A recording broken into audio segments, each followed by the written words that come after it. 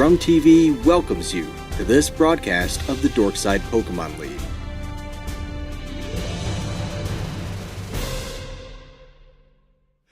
Hello, everybody. Welcome back to the DSPL. Stupid monitor. Hold on. Let me put this up here so I don't have that happen to me. I am Grum. There we go. I am Grum, commissioner and host of the DSPL, the Dorkside Pokemon League. And if no one has said it to you yet today, allow me to be the first one to say it to you. I love you. Good to see you all. Good to have you. I think I tweeted it out. Did I tweet it out? I don't think I tweeted it out. It's whatever. It's cool. We're doing this for record-keeping purposes, to have a good time, and laugh at some of the sets that our fellow general managers bring. But it has been a little bit. It has been a little bit in terms of doing this stream. Classwork has gotten in the way of some stuff, and then WrestleMania was last weekend, so we had a full week off. That was planned. The other 2 weeks were just getting involved with stuff. So you could see in the corner what's going on here. I don't know why. Right? I don't understand what's going on here. Probably just needs a new cable, which apparently is the case for everything. But I hope everyone's doing good, doing great, doing wonderful. Let's just do that so it's less obvious, maybe, perhaps. I don't know. Hello, Gerp. How you doing, bud? Good to see you. But I hope everyone is doing swell. What a mania we had indeed, Kyle. What a mania we had indeed. It was a great one. Glad I went Saturday. I got sick. Not COVID, not flu, just cold. But apparently the cold nowadays is apparently as bad as, not as bad as COVID, but it's as bad as the flu. I'm still getting over it a little bit. Maybe you can hear it in my voice a little bit. But we're chilling. I got my wrestling shirt on. I saw The Rock. I saw The Rock live, which I really was like a what's the term for like a bucket list item that you thought that you didn't think that was so unrealistic that you just never put on the bucket list, right? Like bucket list item for me as a wrestling fan was like seeing The Undertaker live. I never saw The Undertaker live, right? I started seeing wrestling 20 years ago. In that 20 years, I never saw him live, right? He was always hurt or on, taking time off while they were in Philly, or it was a Raw, not a SmackDown in Philly. So far-fetched, maybe, yeah. An idea so far-fetched I didn't even think about it. Yes, I think that's a good one. But I saw The Rock live. I got to see my uncle's favorite wrestler, and I need to not tear up. But wrestling is beautiful, I will say that. I got to see WrestleMania with my brother for first time ever going to WrestleMania. Got to see it with my brother. We went 20 years ago to Royal Rumble 2004 at Wells Fargo. Well, I guess it was the Wachovia Center back. No, it wasn't. It was the first Union Center back then. And no, it might have been the Wachovia Center. I think so, yeah. I think it was Wachovia. No. It was First Union. First Union, then Wachovia in 2006. Then it turned to Wells Fargo. But yeah, the First Union Center, saw that, and saw, that was a very memorable Royal Rumble event. You had Triple H and Shawn Michaels' last man standing match, Hardcore Holly and Brock Lesnar for the title, Goldberg's only Royal Rumble. The Undertaker was dead and disappeared for 3 months, and then came back with the bell. That was great. Oh yeah, and somebody went from one ran the wire to become the second person. I don't know whatever happened to that guy. Bad things I heard though. Yeah, it's Chris Benoit. that was your Chris Benoit won the Royal Rumble. But yeah, that was the first event me and my brother both saw. We saw it with my uncle who liked pro wrestling. And we got to see WrestleMania in Philly. Got to see my uncle's favorite wrestler. And yeah, I think like it was funny. My brother, like I kept looking over at my brother, and he would like look over at me, and we're like, getting like teary eyed thinking about stuff while the match was going on. And obviously, this is like Roman and The Rock versus Cody and Seth. It was a great match, incredibly fun. The crowd was into it, even though it was cold and windy. Have yet to watch WrestleMania Night 1 back. I've only watched Rhea Ripley's entrance. That's about it. Like I guess Becky Lynch's and Rhea Ripley's entrance. Brock's entrance was great. Dude, it was great. Like it was. I was just like just absolutely over the moon. We also went to NXT earlier in the day, so that was good. Cody Lynch in Philly? Surely not. No, surely not. I think. But yeah, so it was cool. It was a lot of fun. What was the woe like in person? All right.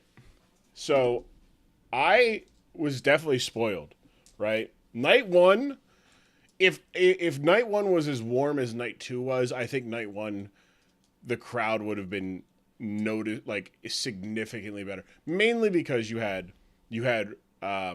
Becky Lynch, right? You had Becky Lynch. So you had whoa, right? You had her theme. You had Jey Uso's theme, right? That shit was fun, right? We had Sami Zayn.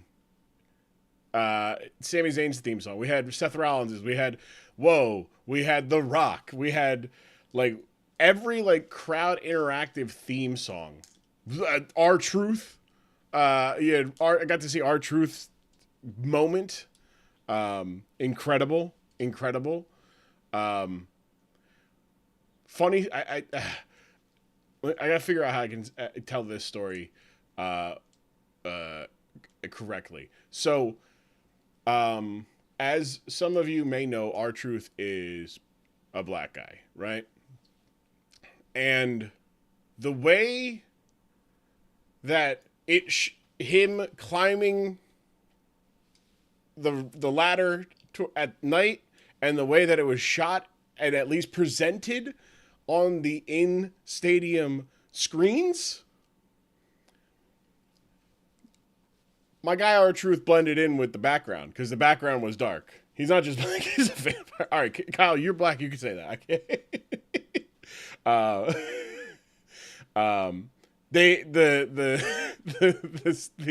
My man blended in except for his armbands, and that's really it. That man I was like, yo, that was like the one thing I'll take away. Like the moment was awesome, right? Watching R-Truth climb, get the titles, and whatnot. I mean, you're out here saying you can't play Manhunt. I'm not saying you couldn't. I'm not saying you can't play Manhunt with R-Truth. I'm not saying that. I'm not saying what I am saying. But yeah, they needed at the very least turn the contrast up a little bit on the in stadium screens during that match. I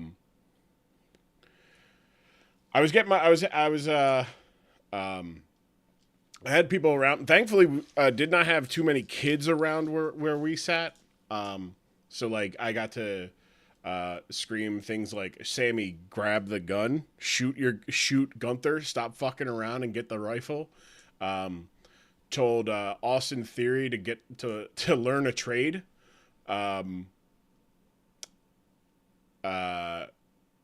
Also said it's time to learn CDL.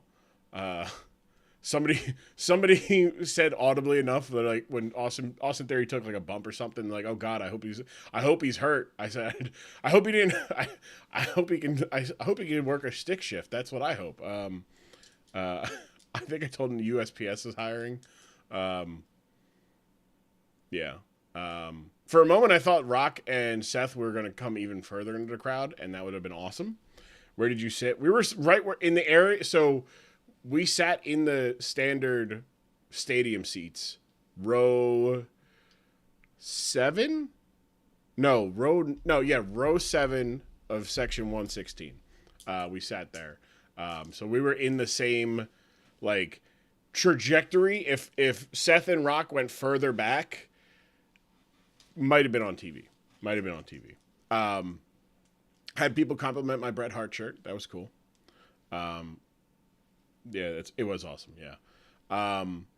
Because like they're like there, and I'm like, whoa, I don't have to zoom in on my phone too much. Got to see, but although I don't know if it made broadcast, but there was a moment where because Seth and Rock are brawling in the crowd, obviously Rock and Roman and Cody are aware of this little thing, right? They know that the cameras are not on them until they get up to the, they get up to the actual stage to do a regular old, like just do a suplex. So on the way up, I didn't film it just because I didn't think to bring my camera, but like they're just like walking. Like Roman is getting like punched up, and then Cody's doing his fucking stomp, the fucking like I'm gonna fucking be like. They do the suplex, and on the way back down, Cody is the one getting punched down, right? Except Cody then counters a punch, and then gives a back rake to Roman, and I caught that, and I was just very happy because it's so silly that they're like, "Yo, we gotta save everything for tomorrow night." So let's not go too crazy. I'm gonna give you just do it. You gotta talk about Wale Mania. Wale Mania was fun. Wale Mania was definitely fun. Ran into Sloan House, my guy True God. Met Muscle Man Malcolm. Very cool dude. Saw Hornswoggle rap Country Grammar, like the entire first half of the song. Saw Samantha, heard the news. They announced that at Wale Mania that Samantha Irvin would be doing the ring announcing for every match, which was cool. Was told that Michael Cole would kick us all in our dicks if Samantha Irvin talked at all, and if anything happened to her voice. Saw her play the flute to Razor Ramon's theme song, which I had my Razor Ramon shirt on, so some people thought that was really cool. They're like, "Hey, Ray!" I'm like, freaking out. I was like, "Yeah!" I was about to take the shirt off and just start waving it, but I didn't want attention that bad. Saw people dance for a Bluetooth speaker cooler, and when I say dance, my first guy, what's his name? What the fuck was his name? Was it Henry? Nah, Katie will remember it. This guy, they said, hey, like, who can do the Rikishi dance, right? So he gets up first and does the Rikishi dance, but all he knows, like, the Rikishi dance doesn't, like, they're not playing Rikishi theme song, right? So he's doing the Rikishi dance to an entirely different song, right? Next guy comes up, and this man starts twerking his ass off, right? Because they're like, somebody like, while they're like, y'all got to twerk for the, can't believe y'all are twerking for this. So he starts twerking, and he went like crazy on the air for that. Then this guy was just like really cool dude, and just didn't dance. just didn't dance. He was just like, and then the girl came up, and she just didn't like. Big Swole was like, we got the lady here to set it right, and she completely shit the bed. Or actually, no, wait, hold on, was that? Did she try? Oh, no, she tried. Wait, Kyle, were you at Wild? Because was it? I think she. Maybe I'm missing this, but her and Alexis Littlefoot, like, she dragged. Yo, Kyle, were you at me? Yeah, I'm here. I wasn't there, man. You weren't there. Okay, all right. No. And I did, but what I did do is I was able to work the merch table at the Stardom show on that Thursday. That's right. Yeah. How'd that So go? that was pretty cool. Nice. That was awesome. Actually, I got to meet a lot of people. Io Sky was there. She like kind of showed up. Akira Tozawa, Tony Storm showed up at the. She was in ring for Stardom, with Mariah May, but I got to meet her. She was cool. Josh Alexander, Dolph Ziggler, or well, excuse me, Nick Nemeth, Mustafa Ali. I almost smoked with RVD, and Matt Riddle. Almost. RVD was going through his match in his head, and then Matt was Matt. So Yeah. Best not to. yeah, but it was dope. It was great. I feel like maybe I'm misremembering. Maybe I'm stoner. Maybe I am misremembering this, and I'd have to ask Alexis. I'd have to ask Littlefoot, but a mutual friend of me and Kyle's, who's early in her wrestling career, Alexis Littlefoot. Go check her out. The big flexer. One, people were like, "Yo, who is that? Who the hell is that? Like, dog, who is she? Is she a wrestler?" I was like, "Yeah, she's a wrestler." Like, you know, like I'm not. It happened, but I don't know if it was when they were trying to do the dance off for this cooler. But like, the lady was grinding up on Littlefoot, and Littlefoot did not know what to do, and it was very funny to watch as somebody, but also weird because it's like, what's going on here? What else happened? Oh, Shelton Benjamin got his flowers. He was the honorary guest of Wale Mania. We saw Mia Yim was being his biggest hater. It was great. The audio had issues. Like it wasn't, it was. I have my own. It's hard to do a live show, so I'm not going to say that I could have done it better, but somebody could have done it better. No, but it was a lot of fun. They were having trouble with the video, playing it via like Windows Media Player to get it to go through the actual sound, the speakers. But the video itself was like not mixed well. Like RVD sounded great. He sounded crystal clear. Kurt Angle sounded crystal clear. Everybody else was like, yeah. So I mean like we're just doing this talk and whatnot and yeah. Yeah, true. I also just realized I didn't have the music on this whole time, so so if that just startled you, I apologize. But yeah, Shelton told a hilarious story about Umaga's son, who is a pro wrestler, Zilla Fatu, and Shelton's story involves the first time that he met Zilla. And he was dropping off Umaga they went out to dinner or whatever, and they was dropping him off, and Zilla came up to Shelton in the car, looked at him, looked around, and proceeded to say, and like he met him when he was like 5 or 6, and he was like black N-word, which for comedy reasons, right, hilarious. What made it even funnier to me was Zilla was like, Jesus, like this is like, was just like, oh man, like embarrassed, right? Because it's like very, but people are like getting upset that like a 5-year-old said this, and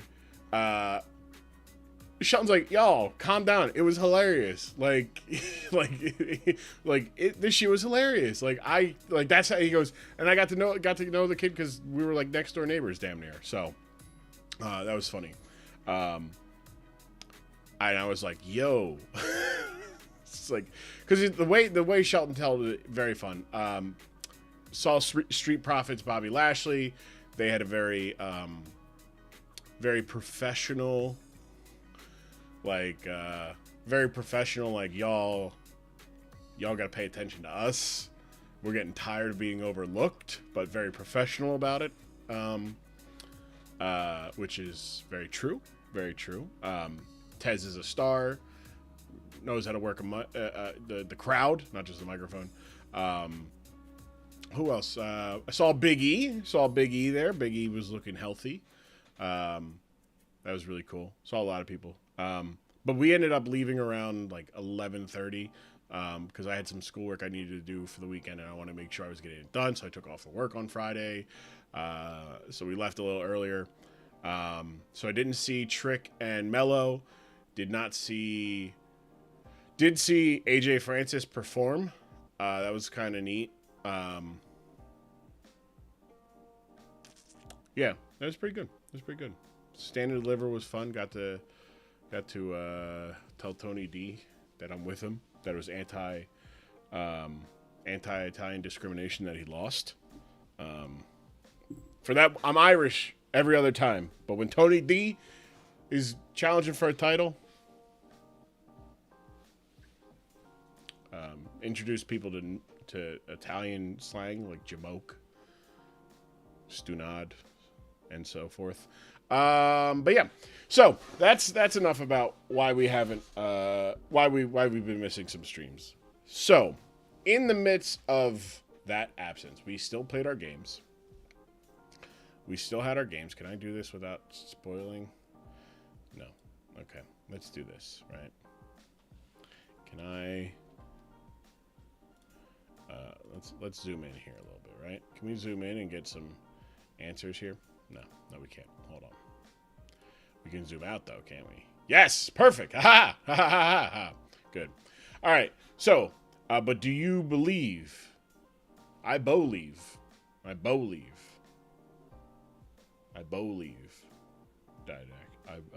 I believe. Also, check out. Our very own Didac is in the midst of his annual St. Jude. Why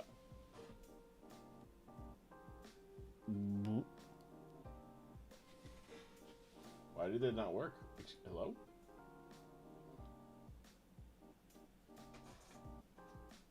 Huh?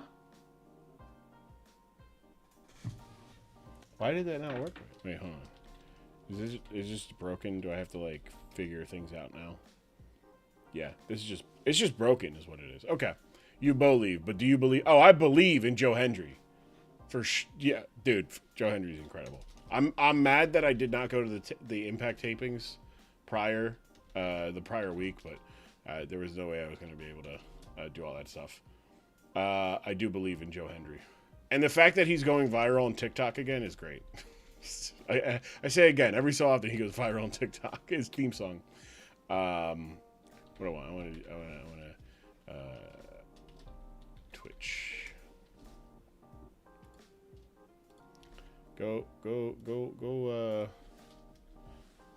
watch. Go give our pal Didac some support while Didac is raising money for St. Jude's and Children's Hospital, sick kids, and perfect. Thank you, Didac. Thank you. You're not getting timed out, right? Good. I want to make sure you did not get timed out there. Yeah, go to Didac's bit.ly/Didacs. Well, it's Didac St. Jude. I was going to say Didac's T. Jude, but no. Didac St. Jude 2024. Link is in the chat.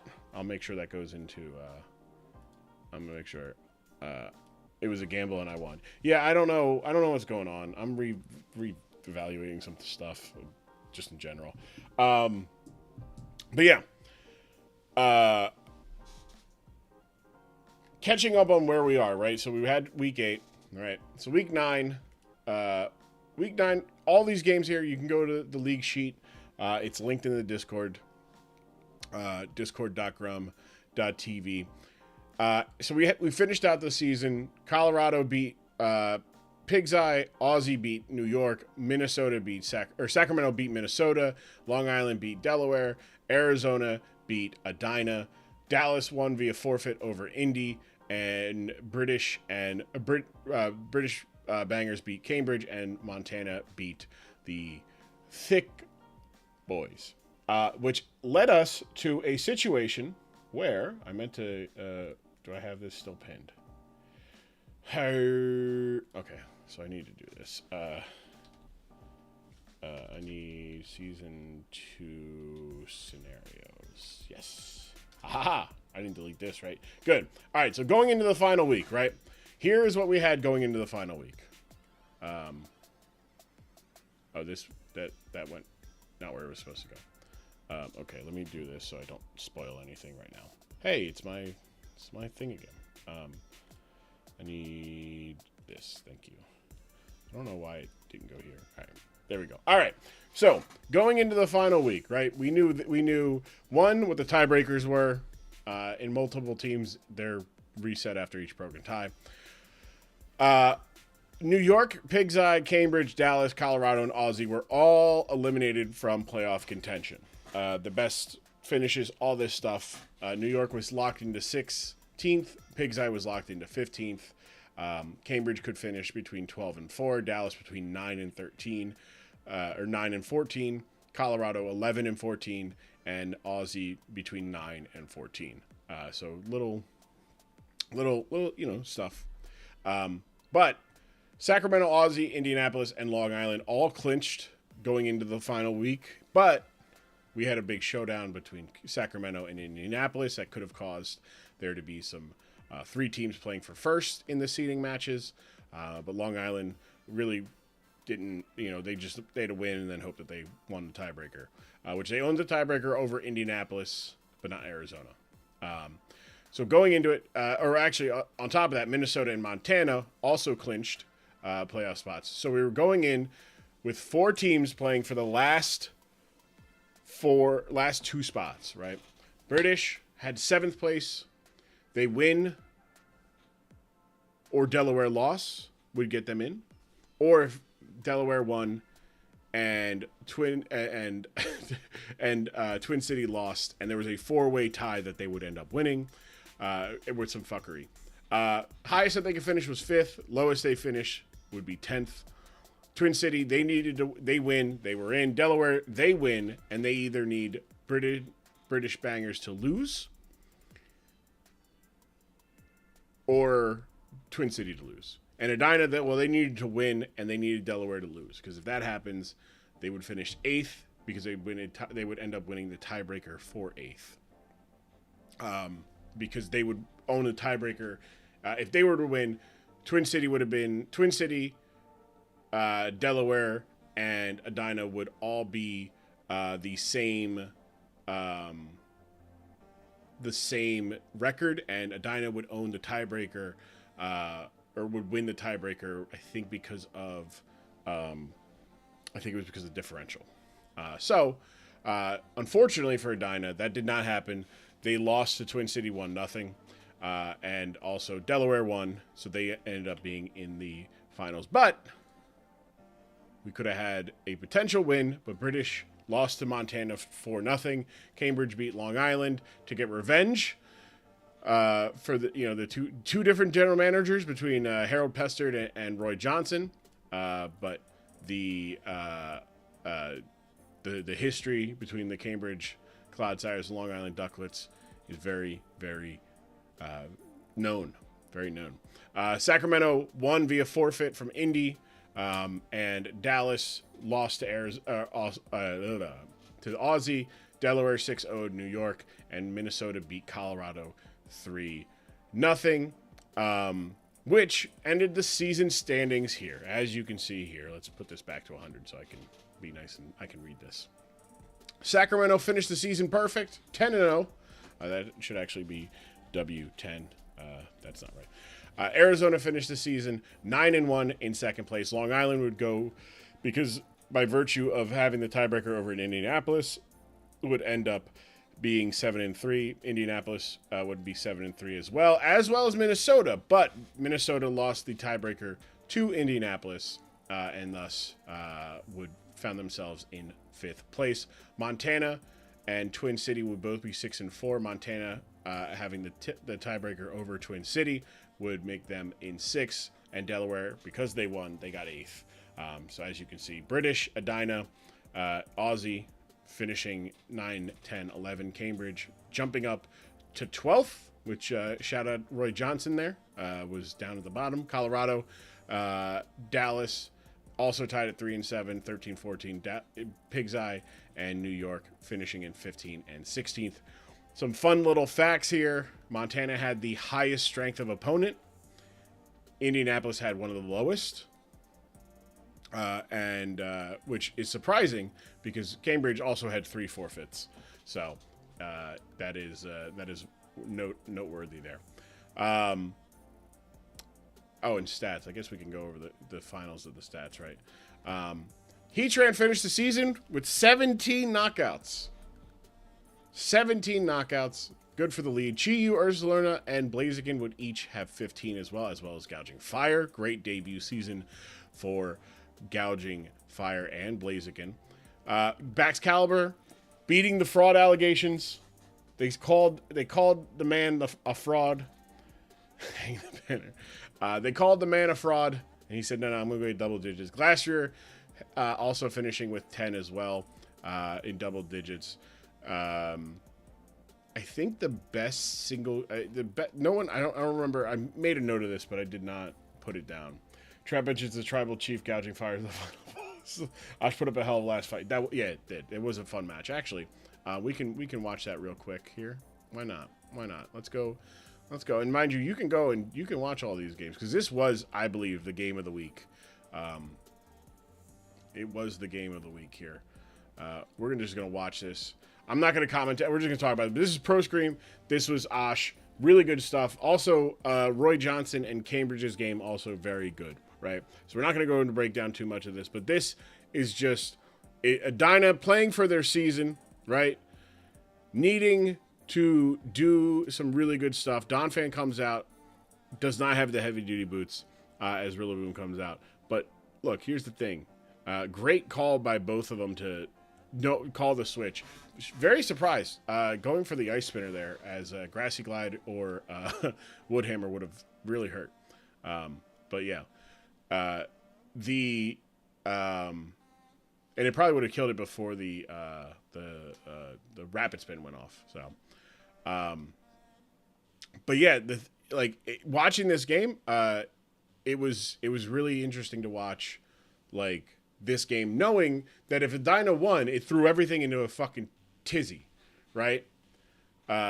Made things really difficult for a lot of other teams, and we're being scared to break down Big Goodra. Look, Hisui and Goodra had himself a game. All right, he had himself the game, one of the games of all time. Some are saying. But yeah, just a really good game played. I thought, like, we're watching this, and I could make it even go a little bit faster. But yeah, I thought, it's like a slower game, right? We're turn 15. One person's knocked out. Donphan looks to be in some not great shape, but, it's just a really fun big crit, by the way, big crit. But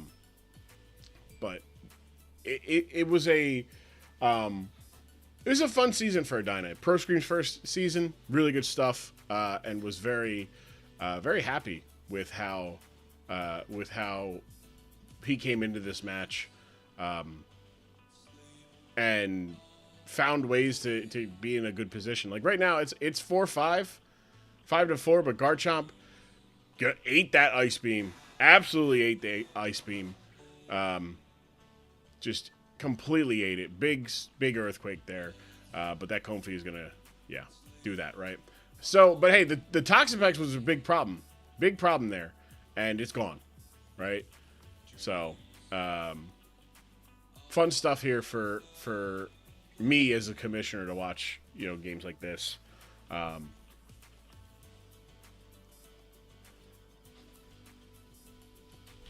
Sorry, I was just replying to a message. But yeah, this is where it comes into where it's tough. Minus 2 special attack. I'm gonna put some issues there. Some issues there. Now see, here's the thing. Right, I didn't tell Pro Scream this because after this death, right? You go to Tinkaton, fake out, and then sacrifice the Goldengo, right? Or the Reverum, right? and then go back to Tinkaton, fake out, and then go sacrifice something, and then come back in, because you end up winning. You end up winning if you get the right rolls. Note to self. Always needed the win. Play to your outs. But yeah, that was a good game. That was a fun game to watch. Really good stuff between Pro Scream and Osh. I would also suggest going to watch the Cambridge Long Island game, this one, and the British Cambridge one as well. Sometimes you just gotta switch. True, right? So watching the Cambridge, those ones go on the sheet. I think if you go to dspl.grum.tv, right? If you go to dspl.grum.tv, right? If I click on that, right? Let me make sure I'm on this one, right? We click on that. Continue site. Is that not? Maybe I. Oh wait, yeah. Hold on. It's go. All right. It should. It should go. Okay. I don't know why. It should go to this sheet here, right? It should go here. I don't know why it doesn't do that, but it should go to that sheet there, right? Don't watch a single pig eye match. They're all awful. If you go here, right? You know. Should. You know why? Because I think I changed the name of the thing. Hold on. Yeah. Yeah, I did. Okay, so there we go. All right, here you go. This is all up to date. This is now you go to this one. All right, trust me. I changed the name of the sheet, and that's what threw it off. You go into there, right? And this is the league history shoot. Don't mind season 3. It's not coming. And I got buttons here, pal. I got buttons. We got season 1, season 2, right? But we also, if I do that, perfect. Down here, we have GM history, which has been all updated. Oren, 13 and 9. Ozzy Marcus, 10 and 11. AW, career-wise, 18 and 4. Baskets, 10 and 10. Brazilian Fury finished the season early, 6 and 11. Cornman, 11 and 5. This is all up to date with the regular season. Beto, perfection. A perfect season. Perfect debut. Longest winning streak in the history of the DSPL at 10.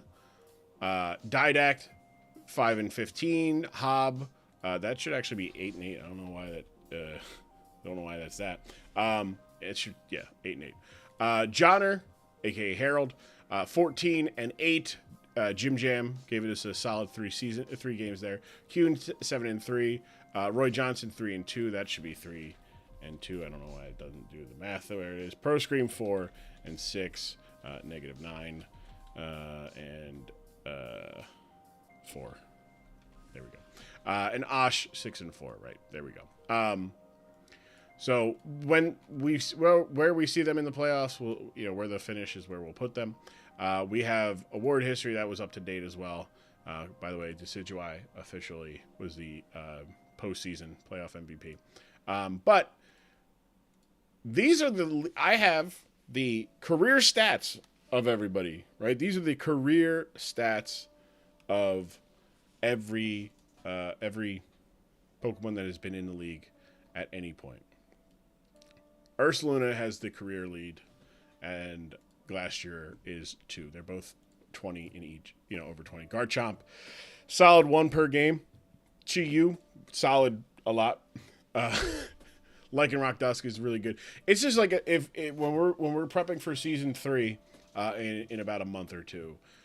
These are keep in mind. Here's where you're gonna see the strong Pokemon, man. Like, look, Annihilate in 13 games, 16 kills, right? That's pretty good. That's good average. Gouging Fire had 15 and 7. Like, that's, good. 10, 15 and 10 for Blaziken, right? Iron Treads, consistent, right? Can get you some hazards, get rid of some hazards, cool stuff, right? Clawitzer having 13, very niche. Same with Garganical. Garganical, I think, only had 2 this season.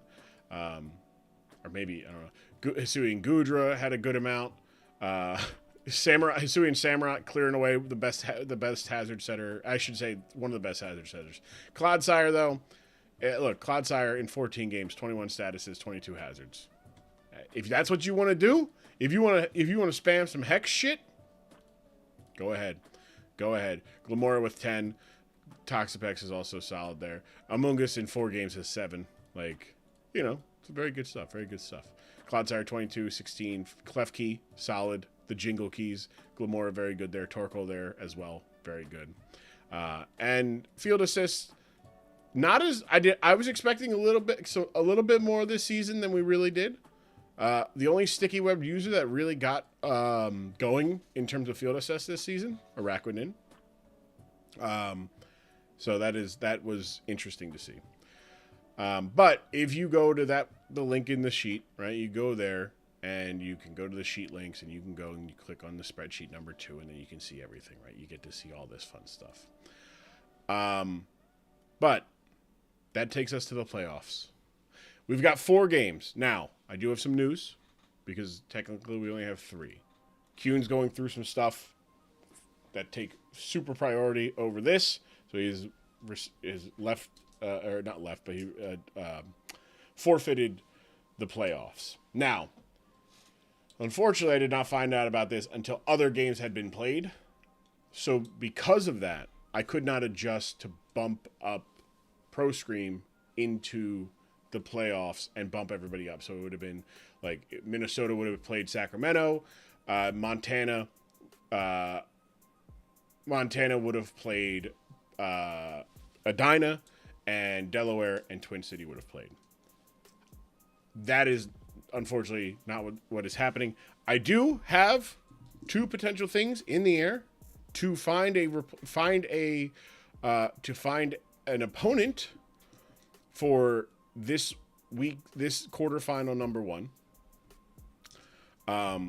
But we will see. We will see. Now, you should be mindful of next week. It would probably be another short stream, but I believe I will. I'm going to announce the bracket for the Governor's Royale. So we'll have matches from that next week. I think I have an even number of general managers who are interested and available. So that is good. But we have 3 matches tonight.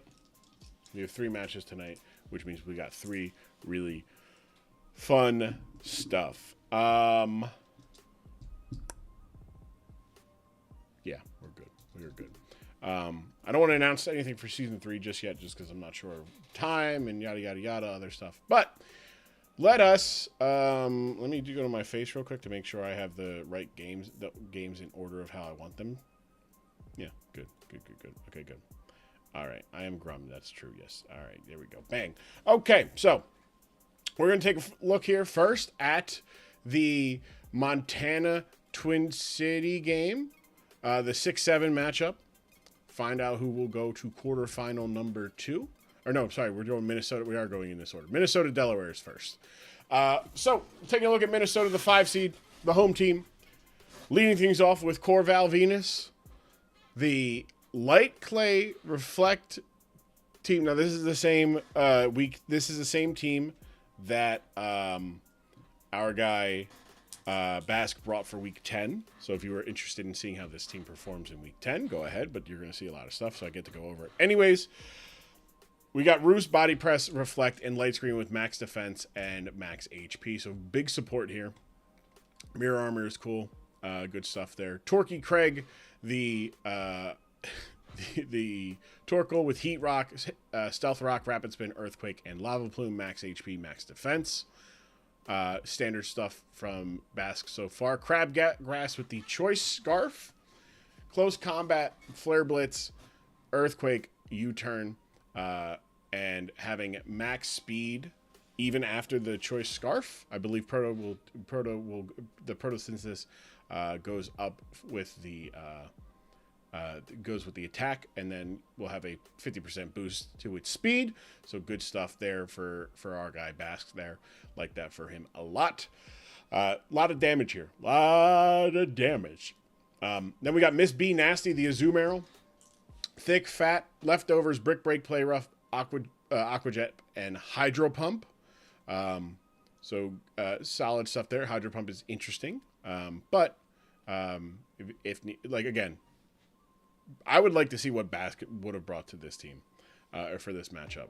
Because I believe they had a matchup earlier this season, and Minnesota came out and got the dub in week 2, 2-0. And this was the team that Bask brought in that matchup, right? He brought very similar Slitherwing, very similar Torkoal, almost exact same. Different Corviknight though. Then we've got also brought Roaring Moon and Venusaur instead of the Raging Bolt. But Raging Bolt with booster energy to give it a special attack boost. Thunderbolt, Weather Ball, Draco Meteor, Thunderclap, and then Wide Body Hellcat, the Terrifier Captain with Rocky Helmet this week, Synthesis, Sludge Bomb, Giga Drain, and Terra Blast. So very solid stuff from Bask. Ironically, a solid check for the Blaziken. It ends up working out pretty okay there. Then we've got on the other side though, Delaware, another weather team with snow. Let me do this. That gets bam. Okay. Life Orb Blaziken this week with Close Combat, Protect, Temper Flare, and Thunder Punch. Got enough. Looks like there's enough EVs here that it'll be able to outspeed after a single. Actually, no. This is very interesting again because it needs to be +2.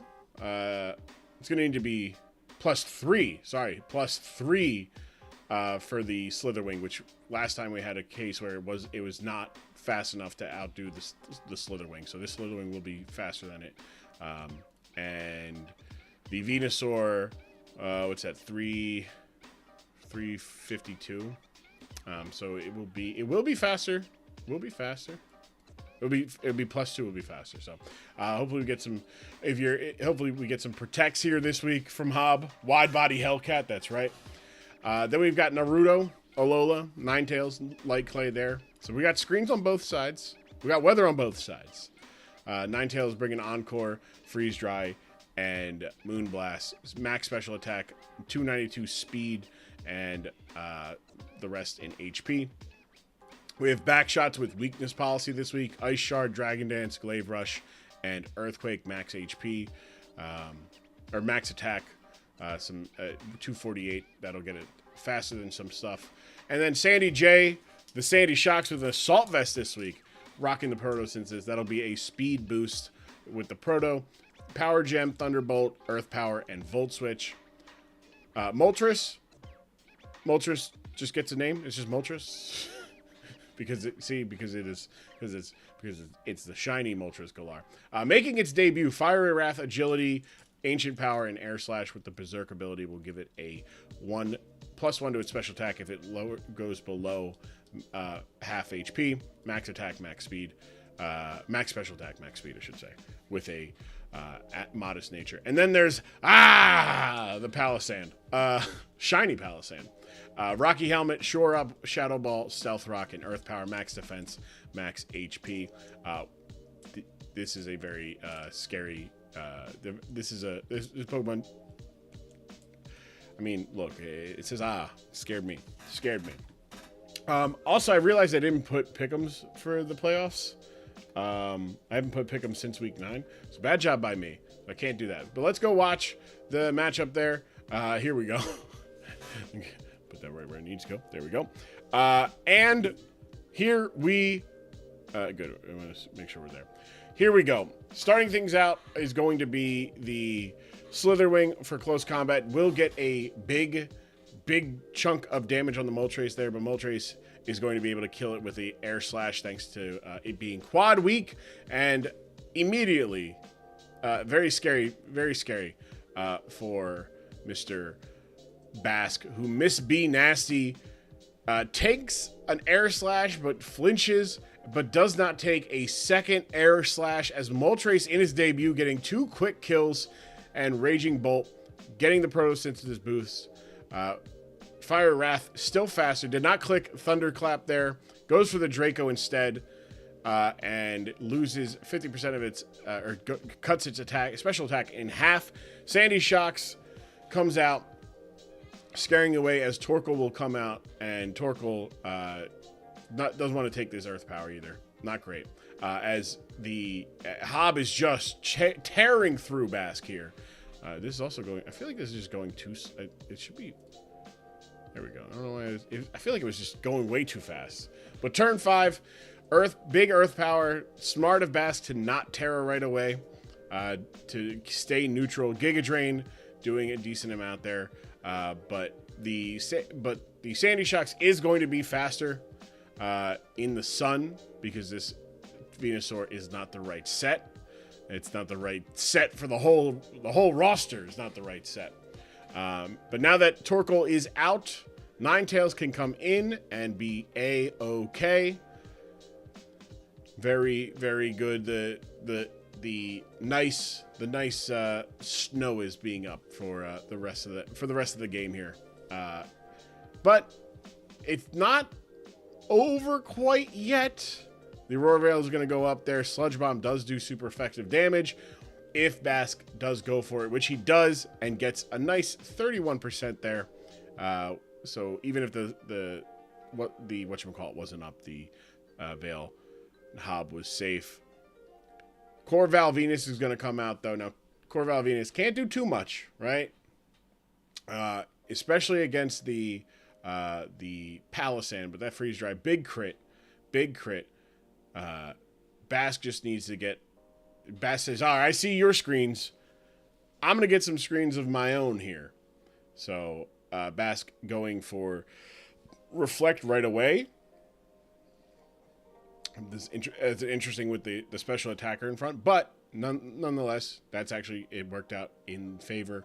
Backshot's going to use this opportunity behind Veil with defense boost to get a speed boost and an attack boost because of the Dragon Dance.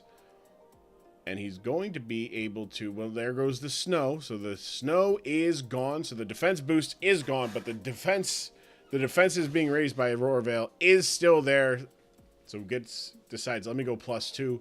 I'll be A-okay. Body Press does connect, but it activates the weakness policy for Baxcalibur, now up to +3 attack, and Glaive Rush still only able to do about 35% there to Bask. Bask is going to be able to roost off that damage and recover even more because he's got 4 more turns of this beautiful, lovely screen support there.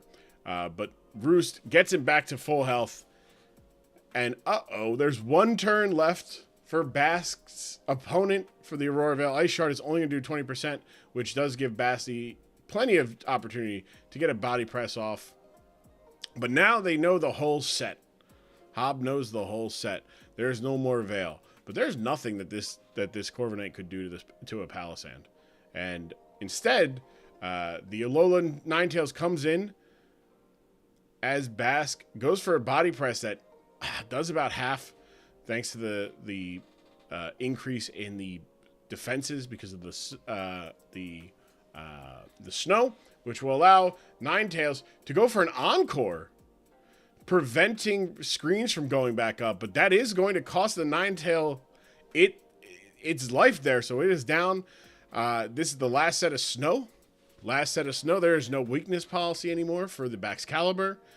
And sure, the Reflect is gone for Minnesota, but not entirely in a terrible spot. Already gotta switch out anyways. Switches out to Wide Body Hellcat, the Venusaur, who is not afraid of this thing too much. Stealth Rock does come out, though, as the Wide Body Hellcat behind a light screen, which actually light screen goes bye-bye, and Venusaur can, at the very least, Giga Drain for big damage, get back to full health. Really good stuff there, as Palisand does have the ability to go for a Shadow Ball, doesn't get the drop, is in a little bit of a pickle here because Wide Body Hellcat is bulky and can become a fire type to really screw up the Ice Shard, and has the defenses to potentially take a single Glaive Rush. Maybe not a +1 Glaive Rush, but 2 Sludge Bombs might be able to be enough to take out the Baxcalibur. But Air Balloon, the Blaziken comes in as Wide Body Hellcat tears into a fire type, giving up the protect. But there's no reason. Hey, everything is fine here for the Sludge Bomb. That is fine if you ask your Delaware contingents whether or not they are worried about that. But they're up to +1. Close combat does a big damage. Hello, Nug. How we doing? How we doing, Nug Lil? Rocky Helmet does some chip, bringing down the... Oh, with the poison! Whoo! That's less than ideal. As Blaziken goes down, the Hellcat, the Wide Body Hellcat, claiming the Blaziken. Putting a thing, but unfortunately, the Sandy J is going to be faster than most things on the field. Has the coverage to take out Wide Body Hellcat. As Wide Body Hellcat goes down, and out comes Corval Venus, who is not in a great position with a electric type on the other side. Thunderbolt is going to get the kill on Corval Venus before it can get a reflect up, meaning that our hero's journey of Raging Bolt 2008,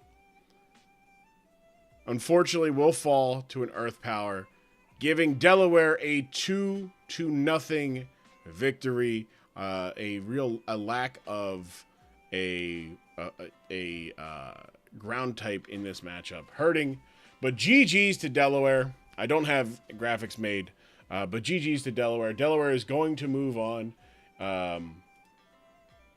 to our first match.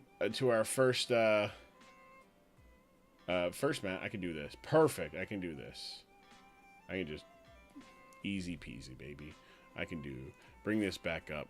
I want this one, and I want to go here, and we go to playoffs.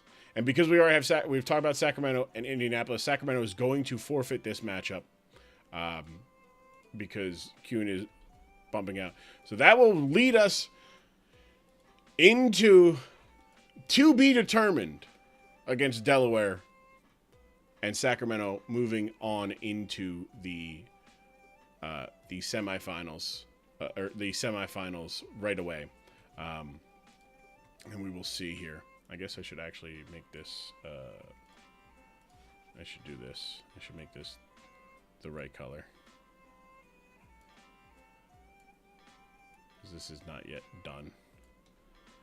Bam. There we go. Perfect. Good. Look at that. Interactive, right? So that was our thing. Congrats to Minnesota. What a season. Basque showing up big way. I know Johnner has been a big supporter of our boy Basque. And that Basque with the wrong team. You guys didn't see it because I don't have the chat up for those in this user interface. But the immediately was like, oh, wrong team. And normally, I know other leagues don't like that when it's like, oh, wrong team, and somebody's like, oh, go ahead.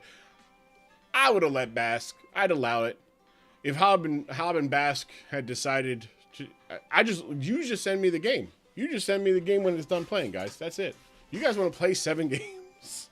Do a best of 7 and send me the final, the deciding game? Be my guest. But it was a very good game by Basque. Coming out, he got the poison on the Blaziken. Played it right. Had the right things. Bad start. Just a bad start. Fuck it, that's season 3, maybe. And AW and I were going to play like 30 games week 3 and pick the one with the most bullshit. Y'all could have, yeah. But yeah, best of 3s. Look, you just send me the final deciding game. Y'all want to play best of 3s. That's fine. I'm not going to watch all 3. We're not going to stream all 3. Then Floor just exploded turn 2. Yeah, that's the biggest. Floor just missed the explosion. Turn 2 is the funniest thing. But now let's take a look here at our next matchup of Montana and Twin City. This really should be here. We go. Bang. Look at that. All right, so we'll take a look here at the higher seed, the 6th seed. I do not believe in Osh. Ooh, that's controversial. Controversial. Osh is driving, so he's not available right now. Not good to drive and DSPL. But let's take a look here at Montana. We've got the Iron Valiant with booster energy, Quark Drive. Actually, here, you know what? While we do this, I want to do this. We're going to go to sort A to Z, right? I want to do, yeah, because then that should give me most kills. Yes, perfect. All right, Montana's leading kill leader, Iron Valiant, tied with Hisui and Gudra.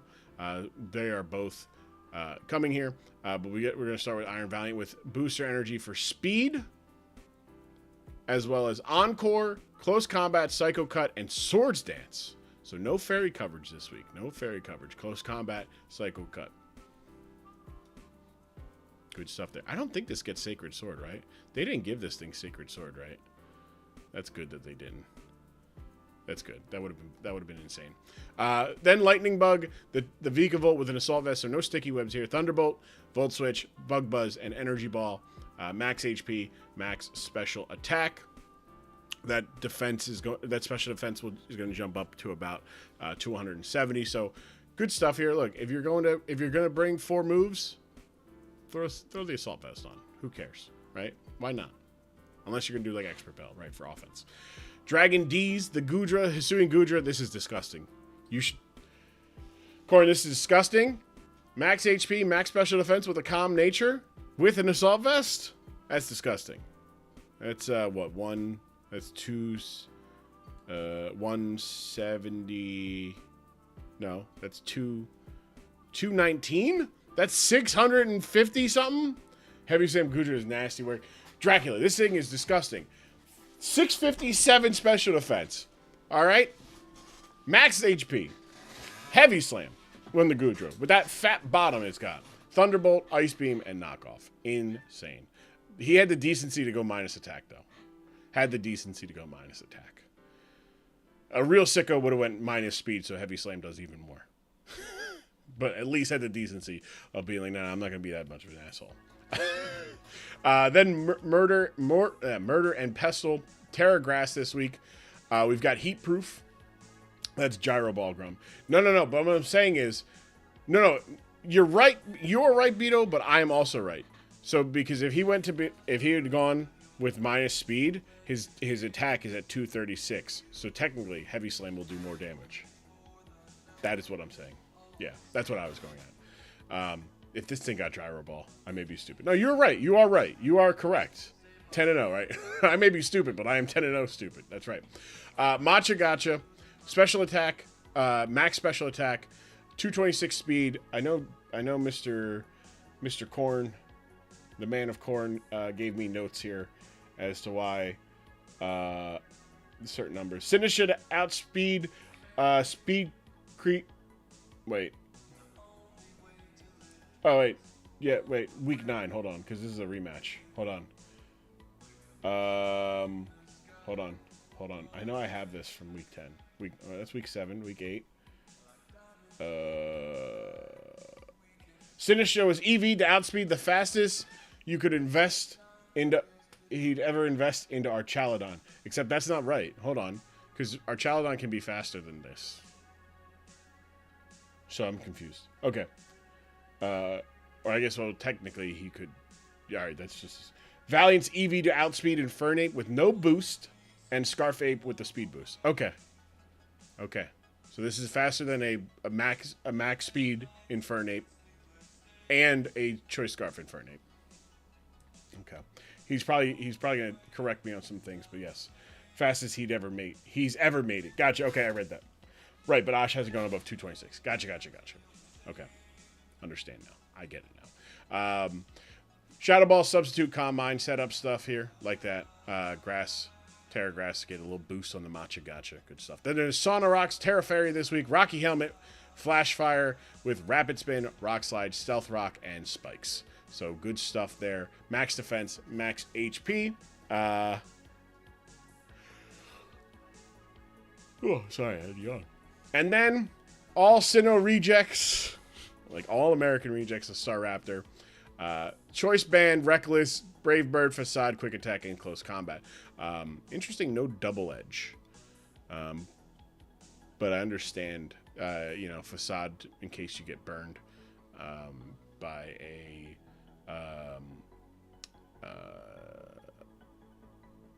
Driftblim. Yeah, that's right. Driftblim's the one. After my own heart with the AV Ablissia approves. That's disgusting. I'm sure we'll talk to Korn a little bit after this game, win or lose. And because I mean, Facade's good. It gets a boost if it becomes as powerful. It gives even more powerful than Double Edge if there's a burn, right? And he's got a ghost type, so and also it does take advantage of like poison, like toxic from Toxapex and I guess Marini, right? So then we got the Twin City Thick Boys. We've got Influenza, the Comfy, Terra Ground with Giga Drain, Calm Mind, Terra Blast, and Draining Kiss. Good stuff. This is this is my... Now, mind you, I would have just gone max defense, max HP. But still solid. 295. Maths, numbers. It outspeeds important stuff. Infernape. We've got Expert Belt, Infernape with Grass Knot, Shadow Claw, Rock Slide, and Earthquake.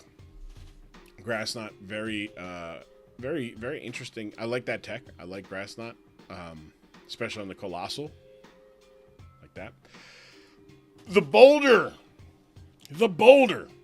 with Iron Boulder, Booster Energy with Earthquake, Mighty Cleave, Throat Chop, and Psycho Cut with going to get a max attack or an attack boost with the Booster Energy. So good stuff there. And then having the ability to change up when needed. 366, I believe that makes it faster than 366 is faster than everything. Just does a Psycho Cut, super effective damage for that, and Throat Chop for this, and Earthquake for this, and Mighty Cleave for this and this. So look at that, all 6 Pokemon that we're bringing. Good call there, great call there from Ash. Bridgemon, the Archaludon Assault Vest. We've got Dragon Pulse, Aura Sphere, Flash Cannon, and Thunderbolt with the Stamina ability. Max Speed! He caught y'all slipping.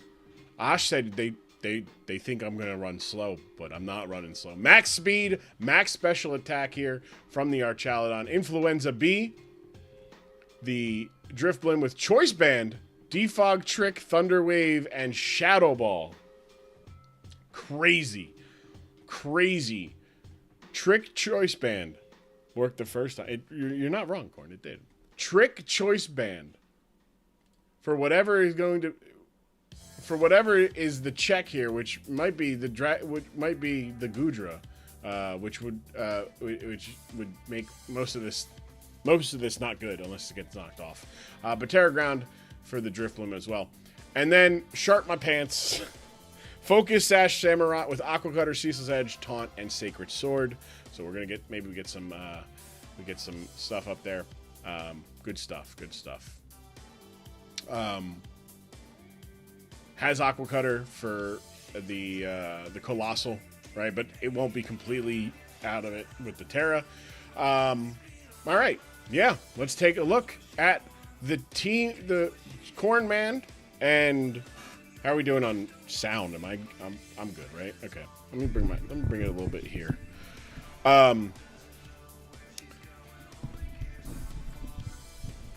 Okay, there we go. I think it's a little bit better.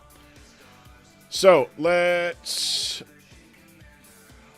Let's go here. There we go. Cornman and Osh starting it off. The second of the Eliminator matches. A shiny Colossal going up against the Samurott, who definitely looked like a lead in the start of it. Coming out, Fairy Terra terrestrializes into a fairy type and immediately gets taunted. So great call to do that. Get no rocks. Pretty good. Good job from Mr. Osh there, shutting it down. Goes for the Ceaseless Edge. Not going to get a lot of damage there, but does get the Rocky Helmet chip. And the Colossal can now go for a Rapid Spin to get rid of those. And now bringing down, just saying, no. You're going to take a quarter of your health to this bullshit. Comfy comes out as the Sonorox is +1 speed, hits the Rock Slide for a quarter there, which doesn't do too much there. Both teams are Influenza A, the Comfy getting back above 80% there, and gets the Combined up, which will let it get set up here. Stealth Rock goes up on the side of the Twin City Thick Boys. So ultimately worked out in the best for Cornman and Montana as Gudra comes out, and Gudra, an insane, this is going to be disgusting. +2, all right. This is a +2 Comfy, which normally can run through things, right? But this Gudra does not care. Another Calm Mind there. No Terra, though. Interesting to no Terra. Heavy Slam. Hey, Corn, I'm just saying, if you had just gone minus speed, that's probably a kill there. And now Dragon D's is going to take a +3 Terra Blast, most likely. Yep, Terra Blast for 40%. Never mind, you're fine. I mean, you'd be at 100%, but Heavy Slam is going to get the kill there. But if Ash Terra, maybe you're not doing as much because it's not weak. Look, all good. So there, Minnesota will take the lead there. But hey, Montana, going for the Thunder Wave, which does lock in Thunder Wave right away, and Dragon D's is going to, the Gudra is going to be paralyzed. Bridgemon's going to come out, though. This is Assault Vest Steel Dragon versus Assault Vest Steel Dragon. Ice Beam doing about 21%, giving a stamina boost, though, as Bridgemon will be at +1 defense and going to be able to kind of sit in front of some stuff. Goes for a Flash Cannon against Lightning Bug, who is also rocking an Assault Vest. So many vested up Pokemon this week. Dragon Pulse going to do a decent amount, bringing the Lightning Bug down to about 50% as the Bug Buzz hits for about a quarter, giving Bridgemon another stamina boost. Now, Dragon Pulse is going to be able to eventually win out here, as the damage output is in the favor, and the speed is also in favor of Bridgemon. But Bridgemon is going to be able to get up to +3 defense. Dragon Pulse going down, and not unfortunately, but it's 5-5. Bridgemon is the unfortunate part is Bridgemon is down to 17%, which allows Staraptor to just kind of come in here and say, I'm clicking close combat, and you're dead, because I'm choice banned this week. Big damage. I don't care if you're +3. You don't have a lot of health. So that is the unfortunate part there. As Shark My Pants comes out, the Hisuian Samurott, which does not have its Focus Sash intact. But hey, not scared out, but smartly, I would say. Rather than I was gonna say, because that was the obvious play there for Osh. But goes for the Thunder Wave. I thought it interesting. I would have clicked the choice band there because it's got a Rocky Helmet, and you can lock it into whatever move it goes for, and then you could defog these. Yeah, unfortunately, just not in a good spot. Not in a good spot. Has to sacrifice Sharp My Pants here. But Sharp My Pants could go for a. No. Oh, wow. Wait. Aqua Cutter doesn't make contact? Oh, okay. All right. I was gonna say could have went for the ceaseless edge, get the spike up, and then die, and then block the rapid spin. But Influenza comes in again, loses another quarter of health, goes for the trick there. There's the trick. Taking the Rocky helmet. I guess it had already gone for Paralyze or Thunderwave on the switch. Rock Slide is going to get the kill there, and the Sauna Rocks is now a Choice Bandit locked into Rock Slide with just an Infernape and the Boulder left. Boulder will drop to 76%, lose a quarter of its health to the hazards, but now it's in a pretty okay spot. Mighty Cleave does about 25 though. It's in a good spot if it wasn't up against the bulkiest physical Pokemon that Montana brought this week. Rock Slide doing 41% there. Mighty Cleave doing another 22 to the Sauna Rocks, hoping for a paralysis here. Does get the paralysis and will be able to take out Colossal here with a Mighty Cleave, as the Boulder is in pretty good positioning now. It is the fastest Pokemon on the field. It has the ability here against the Sinistcha to do major damage here with a Throat Chop, doing 62% of the damage to Mortar and Pestle. Shadow Ball, though, will get the kill as the Infernape against the world. It is Infernape against the world, and it is going to be slower than the Iron Valiant, so it is going to be very tough. It's actually, I think it's impossible. Needed the crit there from the Murder and Pestle, or on the thing. Shadow Claw does get the kill, as Kyle is able to do what he's been doing all season for Twin City and get a kill or two. Coming in big, get some revenge kills. But Iron Valiant having its speed, making sure I'm not getting got by a Choice Scarf here. But Close Combat doing a critical hit. I don't think it was needed. I'm pretty sure it was not needed to do a crit there. As Montana, I keep saying Minnesota. Corn's not even living in Minnesota anymore. He's in Seattle. Montana Marowaks winning this one 3-0. A big win for Corn in his first playoff matchup. Ash also in his first playoff matchup. Actually, both games we've seen were the first playoff games for each of our general managers here.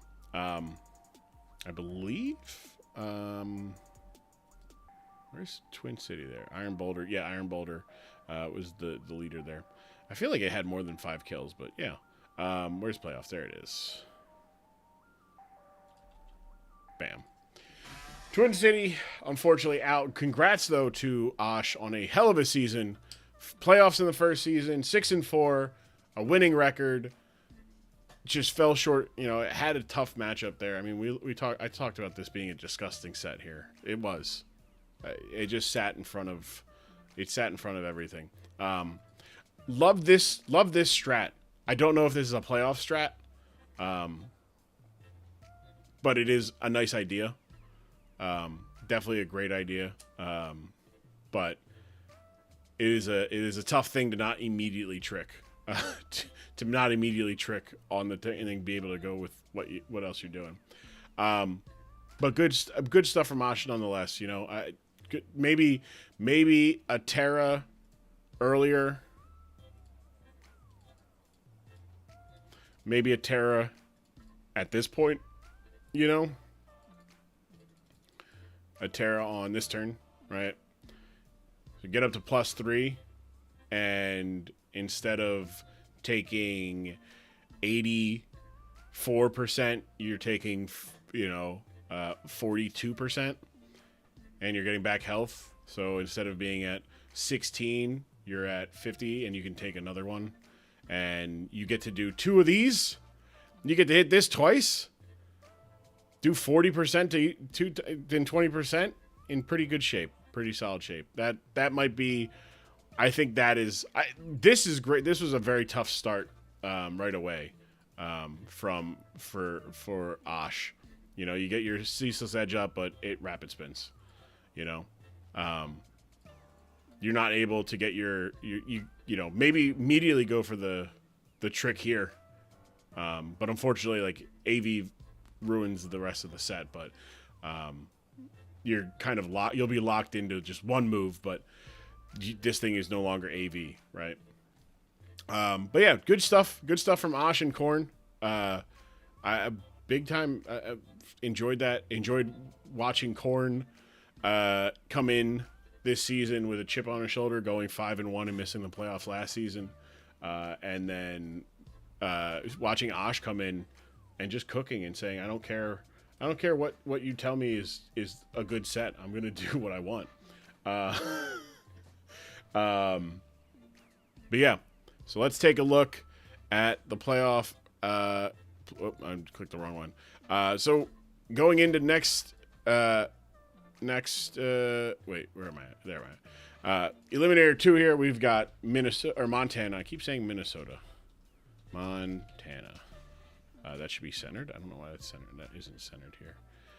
And this will be either the winner, or I should say, it's going to either be Arizona or Long Island, whichever loses that matchup going into that one. But before we do that, let's talk to Cornman.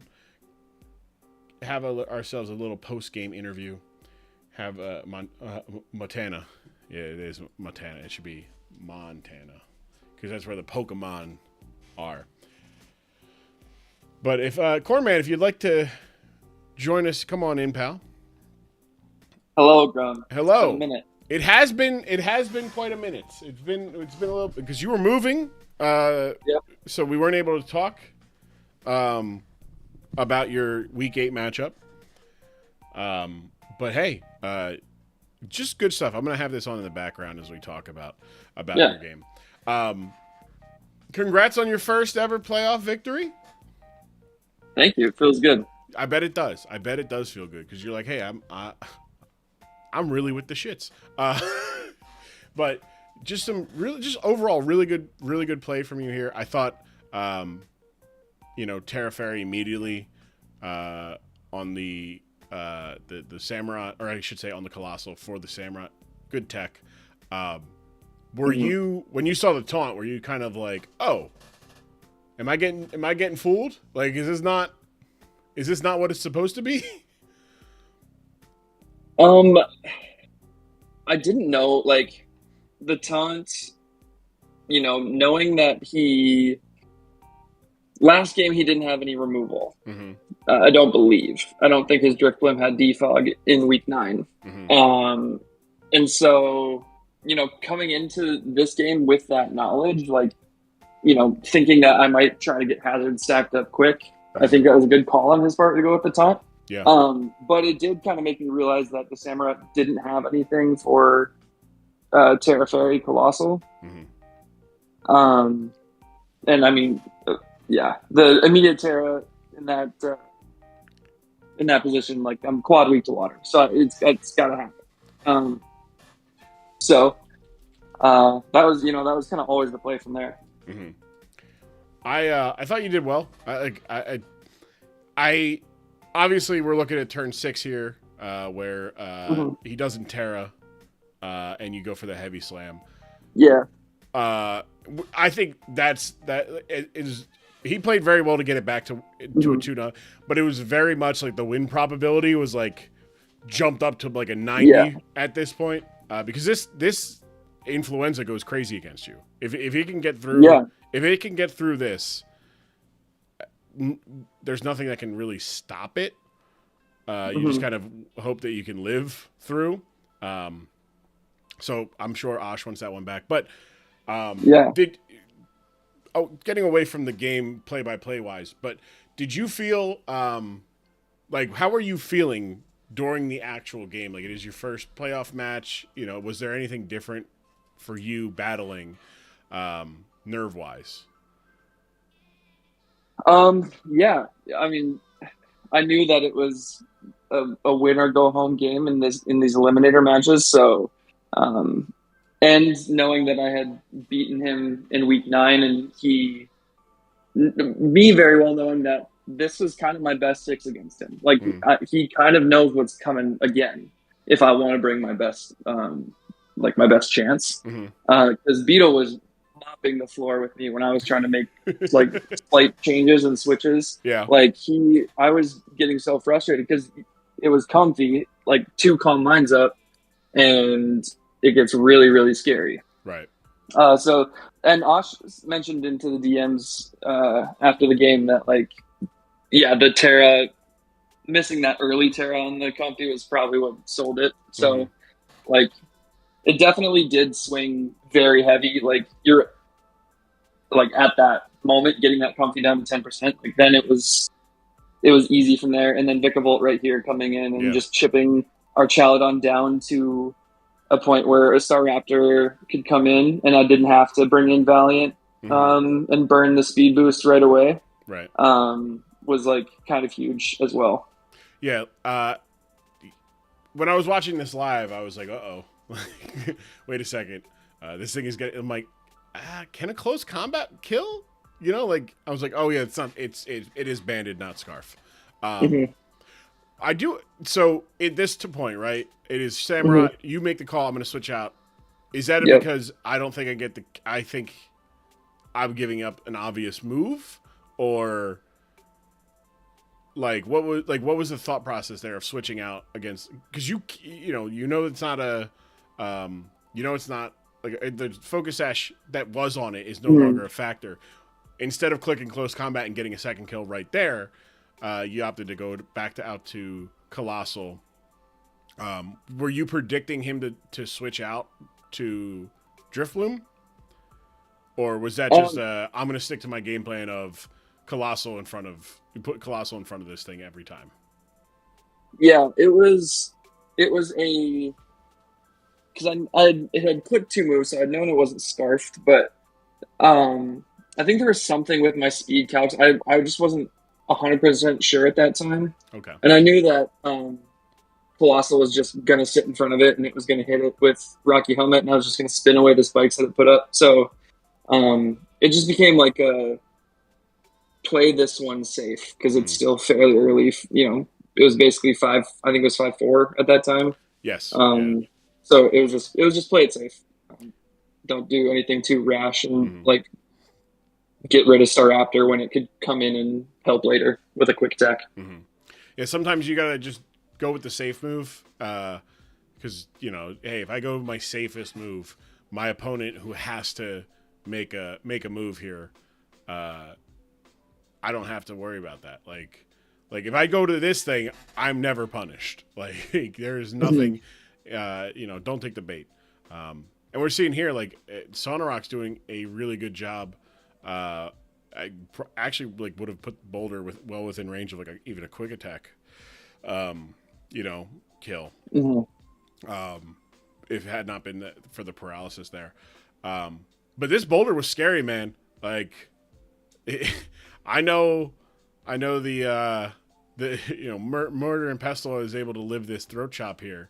But man, I know you were probably you saw. I know you saw speed, and you're like, uh-oh, wait, this thing is faster than everything I got now. Yeah, that was one change that I thought I was pretty sure was going to come because he didn't speed boost Boulder in our first game. So Valiant was the fastest thing on the field. It never had to see the field in that first game, but that was open there. And so I figured that one of the changes he was going to make was going to be speed. And so I knew that a full health Sinistra, as long as it didn't get a Swords Dance up, a full health Sinistra was going to eat a Throat Chop and then KO in return with a Shadow Ball or Machagacha. So that was also in the game plan. I'm glad he didn't bring Toxapex, so I had to use Sinistra earlier and maybe risk a status. But that's kind of how it played out. And then Val can do what Val does and come in and sweep at the end. Yeah. So we'll take a look one more time here at the playoff here. You've got a potential bloodline match here It's either going to be Arizona, it's going to be Long Island. You lost to both of these teams in the regular season. You lost to Harold Pestard. He was actually the first. You started what would be I believe, a 7-game winning streak for him. Arizona, you lost to in a close battle.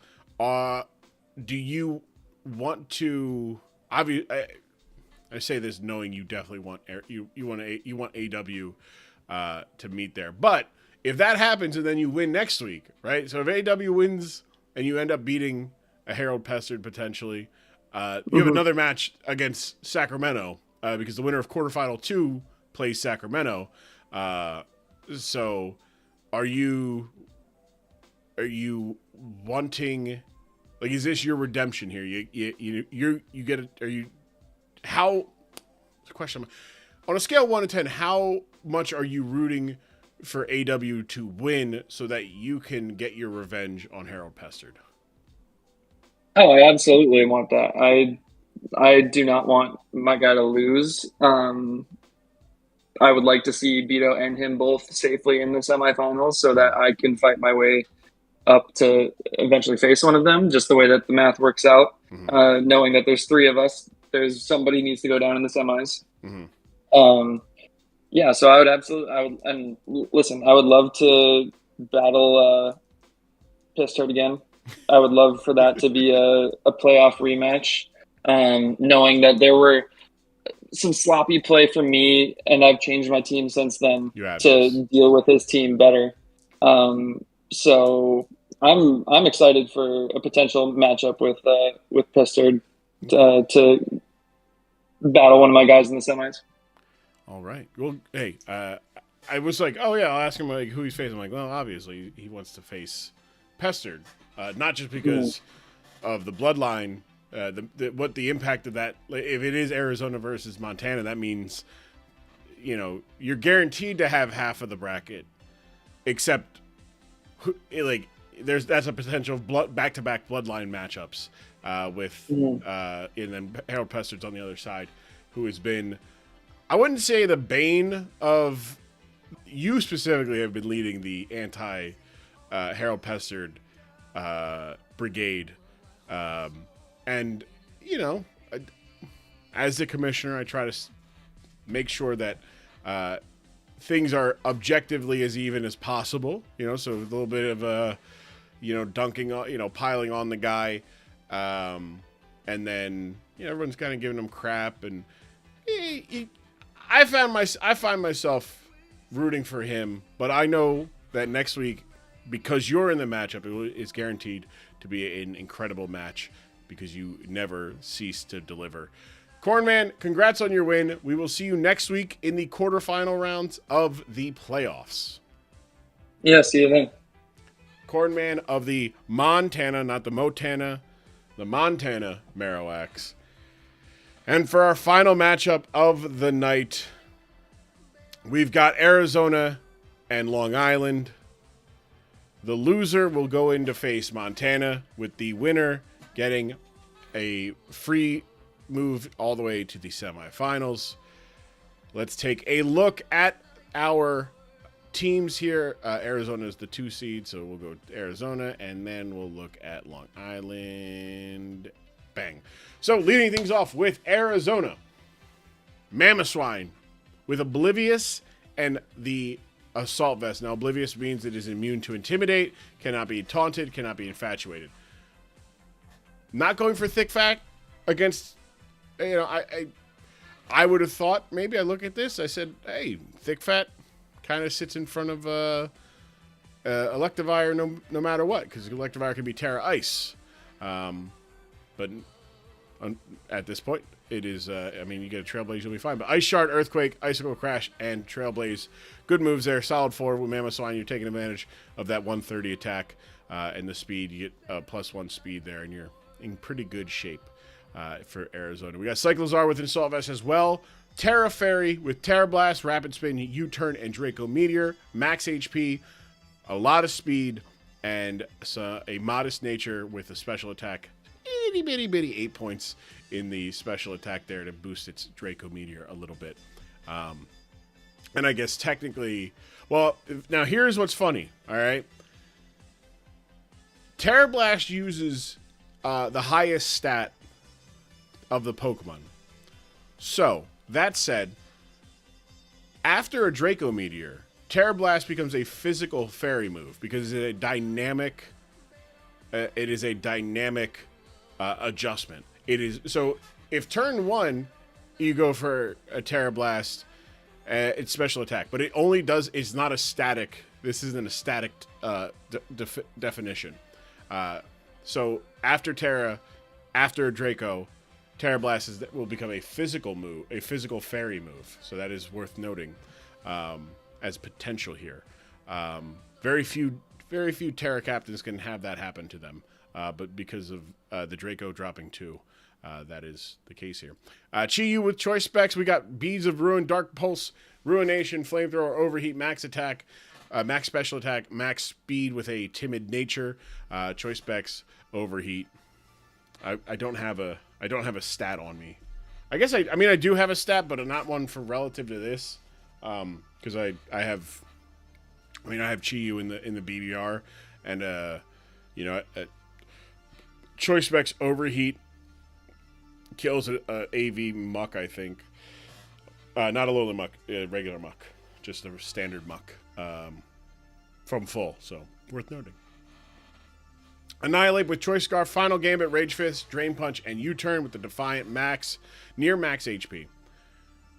292 attack, and 280 speed will allow it to outspeed a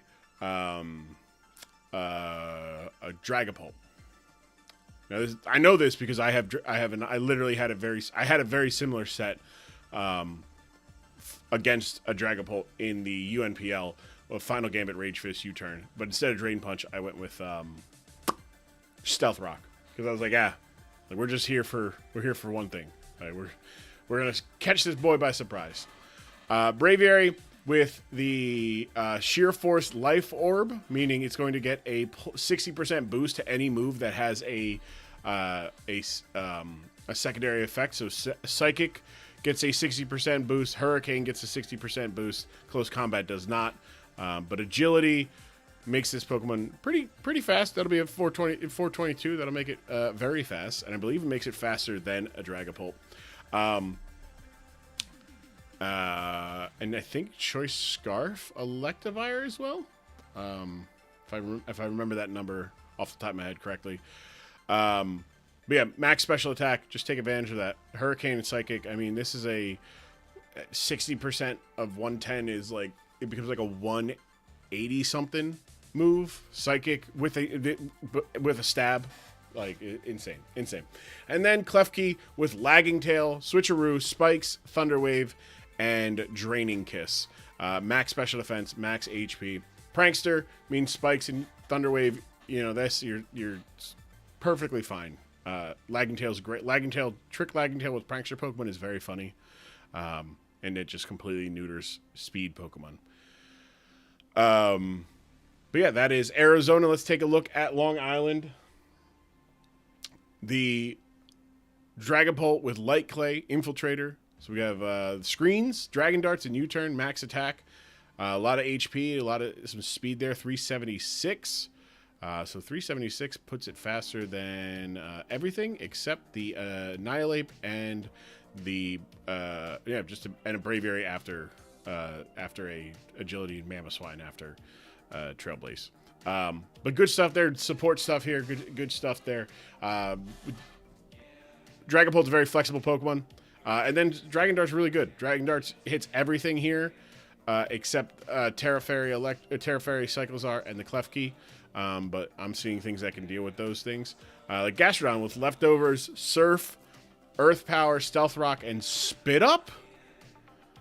Spit Up? Nah, what? What? What was going on here?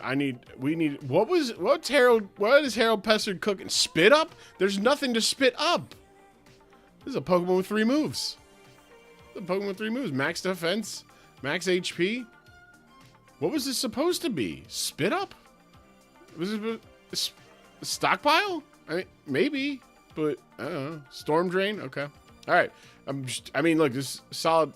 Like, hey, Surf, Earth Power, like Stealth Rock, good stuff there. Red Velvet with a Shuckaberry, Flamethrower, Earth Power, Flash Cannon, and Power Gem. Max Special Attack, a Timid Nature, get it to 264, which actually puts that. No, a Mammoth Swine will still be faster than it. Yeah. So, I guess maybe it couldn't. 264, I'm trying to think of what that is. Because I know Arizona's speed tiers, and it's a good number there. Could have been a good number. Then there's Hisuian Lilligant with Covert Cloak, Hustle, Close Combat, Leaf Blade, Ice Spinner, and Victory Dance. Ooh, Covert Cloak. Let's see. What is going to be? So no flinches from Icicle Crash. No flinches from Dark Pulse. No burns from fire moves. None of those matter. Yeah. Okay. Yeah. So gets away with not getting flinched, which is good. Close Combat, Leaf Blade, Ice Spinner, Hustle will drop these to 80% accurate moves. But look, good speed, good attack. Just a potentially strong Pokemon here. We've got Chocolate Chip, the Mandibuzz with Leftovers, Roost, Knockoff, Defog, and Toxic. Max defense, max HP. So we're seeing a lot of defense here. Gastrodon's got a lot of defense. Mandibuzz has a lot of defense here. Which actually, I mean, the Chi-Yu. Why invest when it's going to murder you anyways, right? Cornbread with Choice Scarf, Terra Electric. Okay, giving a little boost to Supercell, Slam, Earthquake, Cross Chop, and I guess a consistent physical electric move that doesn't have a chance to miss. Pretty good. We've got Matt 308 speed. That's going to make it faster than everything on the other side of the field. So that is actually going to outspeed a... Actually, no, hold on. 308. Yeah, no, it will be because it'll be 154. So yeah, so they'll be outspeed everything on the other side of the field. So good potential here. I think this is good. I like the way these two teams match up. Right? There's not really a good answer for the Chi-Yu, so bring some screens, bring some bulky Pokemon, and hope to God that you can find ways around it. 319 is the speed. You got Dragon Darts on the Dragapult. You've got Hisuian Lilligant is going to be faster than it before a Victory Dance. After Victory Dance, it'll be faster than it. Cornbread will be faster than it. Cross Chop, Earthquake can threaten it. So Chi-Yu looks very promising here for Arizona, and for Long Island. Lilligant looks pretty good. If like Leaf Blade, the Hisuian Braviary it's actually really the Clef Key. Oh no, because the Close Combat, it hits everything. The Cyclozar might be an issue, especially if it's Terra, and there's no speed boost yet, with a Victory Dance. But yeah, just because Terra Blast could really hurt this thing. Its special defense is it's a very offensive Pokemon. So, with that said, all that I talked about, our final match of the night, AW, our reigning champion, taking on Harold Pestered and the Long Island Ducklets. The 2-3 matchup, Arizona on the bottom of your screen, and Long Island on the top of your screen. Our final matchup of the first round of the playoffs. We have Mamoswine leading out against the Dragapult. Very scary here. Very scary stuff. Not a great matchup. Reflect immediately going up, though. So saying, I can live whatever you got for me. Earthquake predicting a switch, it seems, to the Heatran, but U-turn doing a good 25% there. That's a nice chunk. That is a good chunk. Mandibuzz is going to come out, though. Mandibuzz can take a Icicle Crash, but Icicle Crash, big miss, very important miss, because that could have done a lot of damage.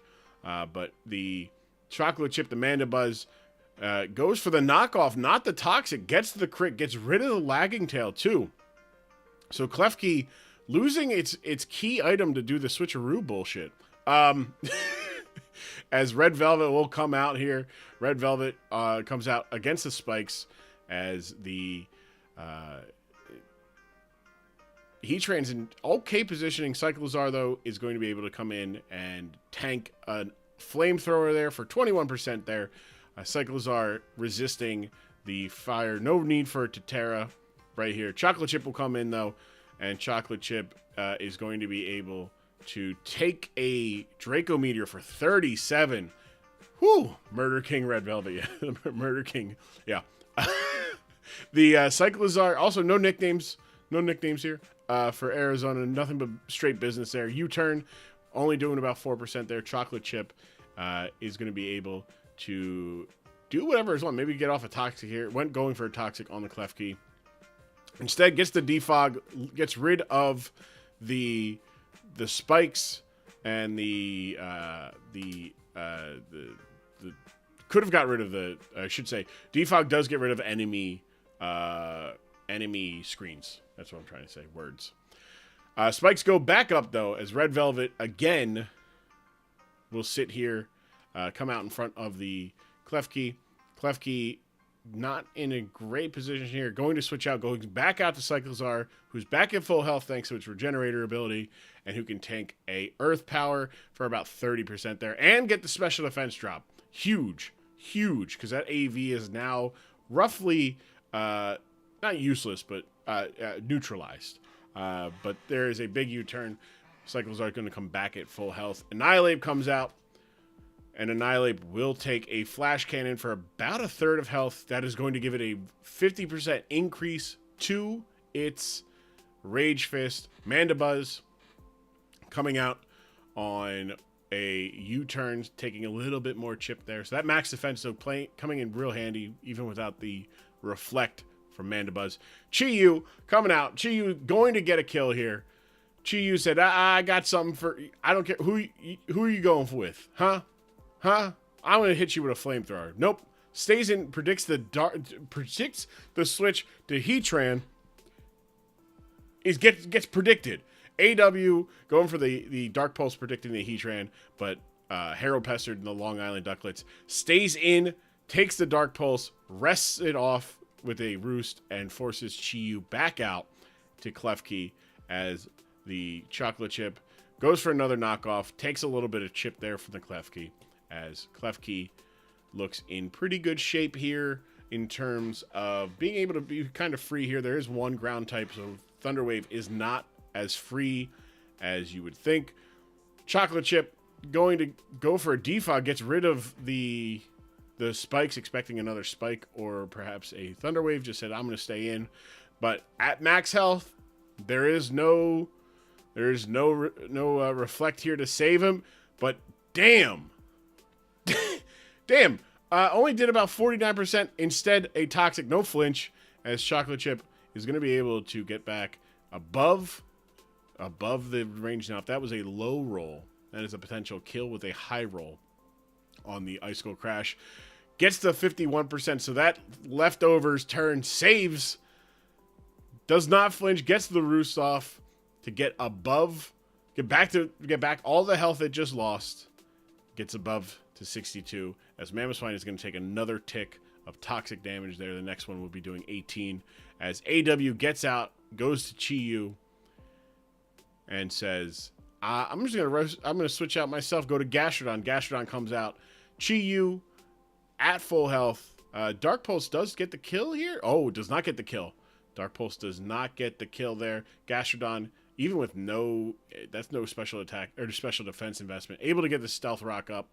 And probably we see the Chocolate Chip come back. No. Harold goes and sacrifices the Gastrodon to the Chi-Yu and says, no,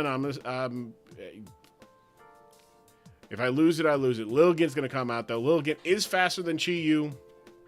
Can get a victory dance off if it so chooses. Lilligant going for the close combat instead and getting the kill. Big kill. Big kill.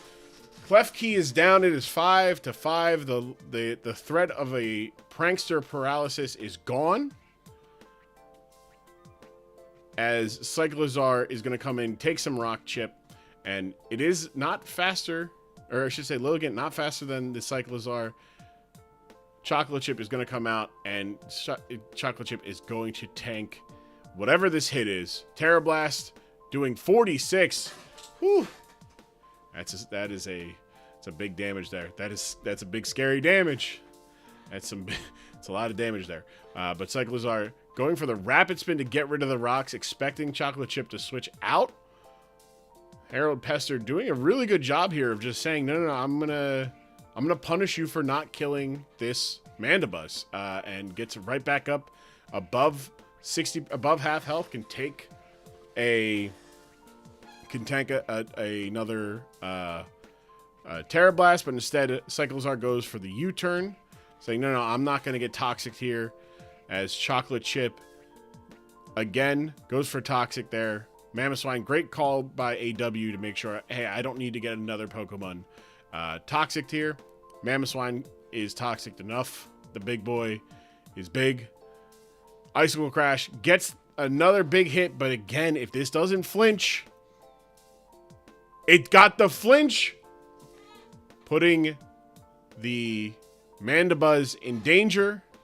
If the Mandibuzz gets out of here, then it is pretty much a good thing for everything. But Red Velvet's going to come out here. Red Velvet is going to be able to take this Icicle Crash very well, as it quad resist ice moves.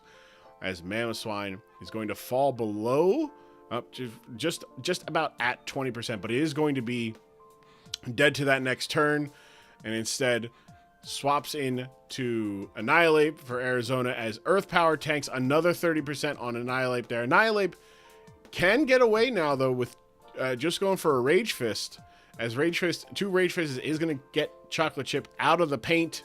There's a Drain Punch. Risky call with the Dragapult there. Risky call, but great call. Great call in general. Gutsy call, I should say. Saying, hey, I think the Mandibuzz is coming out. I'm going to get some good health here. Get back over 50% there, and have 150 base. Have 150 base Rage Fist. Can't go to got to go to the Muffins there. Muffins is going to scare out the Annihilate, because Drain Fist, it's locked into Drain Punch. Can't Drain Fist. Can't do anything. Cyclozar, though, is going to come out. Reflect goes up, as the gonna go for a U-turn. So no, not gonna risk a crit through the light screen, since I'm gonna go and get some. I'm gonna get my Reflect up. So we have yet to see light screen be used by Harold and Long Island, but a U-turn for U-turn to get themselves in a good position. Chi-Yu really could get that. Really could have had. Wow, Red Velvet living the Dark Pulse. Bad roll. Earth Power is going to bring the Chi-Yu down pretty low, but Chi-Yu is going to be able to get the kill there with the Dark Pulse, getting its second kill of the game, and that is going to be a 3-5 lead. But Chi-Yu and Mamoswine looking kind of low here. Muffins coming in on a Dark Pulse, but but it is faster, so definitely scaring the fish away. Dragon Darts does go into the Cyclozar, but the Cyclozar is immune to him thanks to it being a fairy type now. As Muffins is going to find, there is the light screen. Gets the light screen up. We have 2 turns of Reflect left, as Terra Blast is going to do half damage. Muffins getting that light screen, very important. U-turn, going to chip the Cyclozar. As with light screen now being up, the Lilligant can take 2. I think it could take 2 here. We'll see if it can take a Terra Blast there. Ooh, that's pretty good. Can take a second one here, get set up, and be in pretty good shape to be faster than most things there. Actually, it'll be faster than everything. Victory Dance goes up. It is now fastest. It's the fastest Pokemon in the world. The fastest Pokemon in the match. Lilligant just needs to be able to land. Every move it has is 80% accurate thanks to Hustle. It lands the Leaf Blade, taking out Cyclozar. And the Reflect is down, so it is light screen season. Mamoswine does threaten this thing with a Ice Shard. And actually could probably get 2 Ice Shards off relatively quick. There's one. So Mamoswine taking out the Lilligant there. But it should be noted that Dragon Darts does get kills here against everybody, but I believe the Braviary. The Braviary, though, I don't know, can get 2 kills. Cornbread comes out and does not tear into a flying type. It is not a flying type. Takes the Ice Shard, goes for the Earthquake, takes out the Mamoswine. It is a 3-2 lead for Arizona. Turn 40. We are here. Annihilate with a Scarf, going up against Cornbread with a Scarf. Annihilate, though, is going to go for the Rage Fist that does kill Muffins. So this is it. 150 now. Cornbread, the Electivire, is faster than the Annihilate. So he can get this. He is faster. But what this move depends. If he goes for Supercell Slam, that is scary. That is not great. There's a 5% chance to miss. If he goes for Earthquake, he can't go for Earthquake. There's a flying type. He can't go for Cross Chop. So it is either going to be Supercell Slam or he's going to tear into an Electric type and hope that is enough to get the kill on this Annihilate. This Annihilate does have most of it has half HP, but it is near max HP, and it has good special defense bulk in its base form, or defense bulk, I should say, in its base form. The Terra Bolt does get the kill, though, and that is going to be it for Arizona. Chiyu does not have enough health to take it. Also, it does not have enough defense to take it, and the Braviary is going to likely fall as well to the Terra Blast there. And that is it. That is going to be it here. Cornbread is going to clean up, get the final 3 kills as Long Island will take the 1-0 victory over Arizona, giving Arizona and AW their first playoff loss, as it is a 1-0 victory for Long Island. A great game, well played by both general managers. Just really good stuff there. AW is not here at the moment.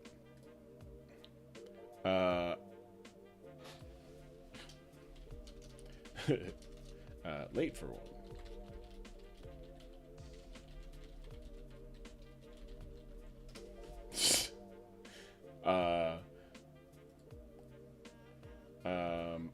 Okay, good. All right. Okay, so, all right, cool. We have breaking news, but we'll break the news after we interview Harold Pestard, the Long Island Ducklets general manager. Harold Pestard, congratulations on your first ever playoff win. It is I, Harold the Victorious. It is you, Harold the Victorious. Hello. Congrats on your win, your first ever win in the DSPL. All 3 wins. Hey, get about to here. Shoo. Who? Oh, Who? sorry. I think it's a rat. A rat? Yeah, it was a rat. Anyway. Okay. No, everyone that's here is supposed to be here. But no, congrats on your win. I'm gonna play this while we talk while you interview, much like we did with Cornman. Yeah. How does it feel knocking off the champion in crunch time? You know, it's the playoffs. Obviously, this was not a win or go home playoff game yet. You know, the whole point of this was to see who would get to the semifinals. But yeah, I don't know. I'm just saying, yeah, the Bloodline, I've yet to lose to them. This is true. You are undefeated against 2 members of the Bloodline. And you've guaranteed that should you make the finals, you will have to face a member of the Bloodline. You've basically guaranteed that the Bloodline will have a chance at a title, because AW will take on Cornman, and the winner of that game will play Diabito and Sacramento in the semifinals.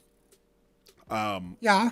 So for the Bloodline, who being the biggest detractors of you, how does it feel to you I don't even know what that is. The Bloodlines were kind of like a whatever that they talk a lot and that I don't really see a lot.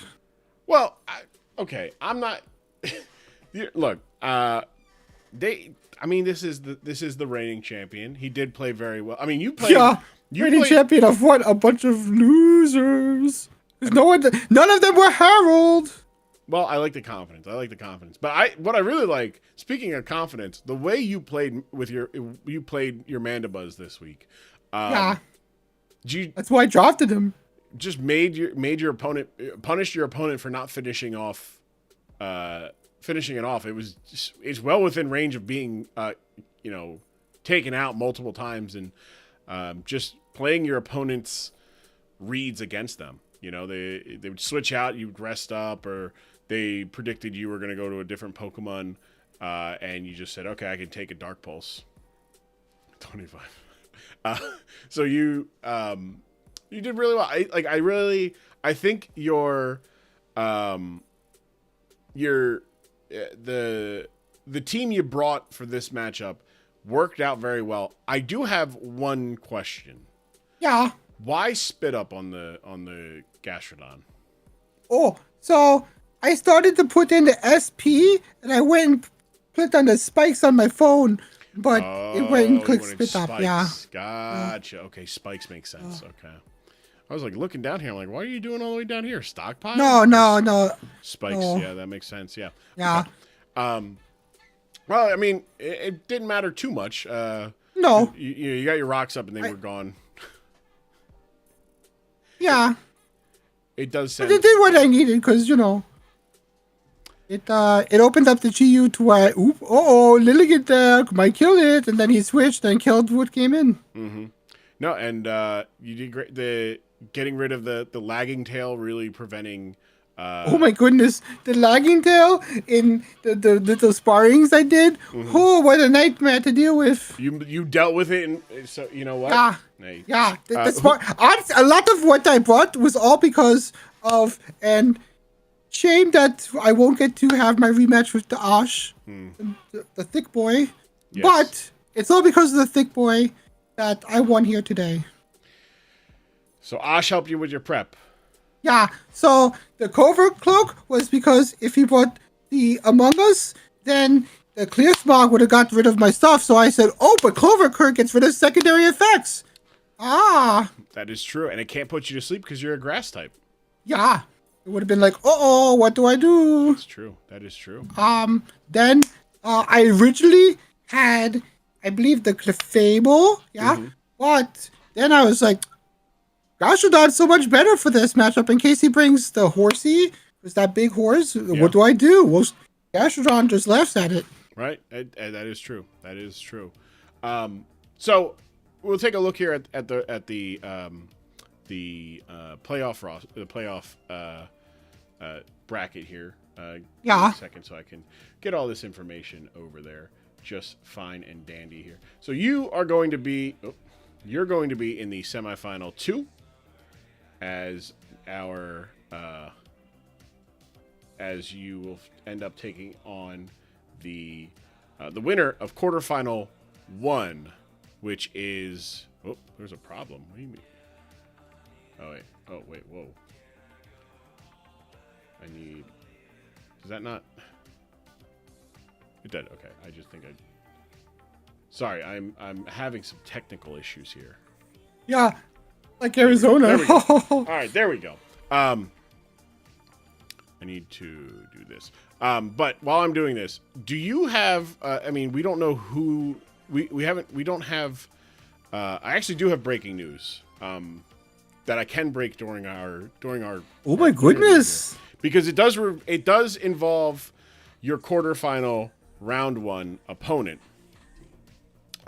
So your opponent could be Delaware, But we don't know who Delaware is going to end up playing next week because, unfortunately, Indianapolis, general manager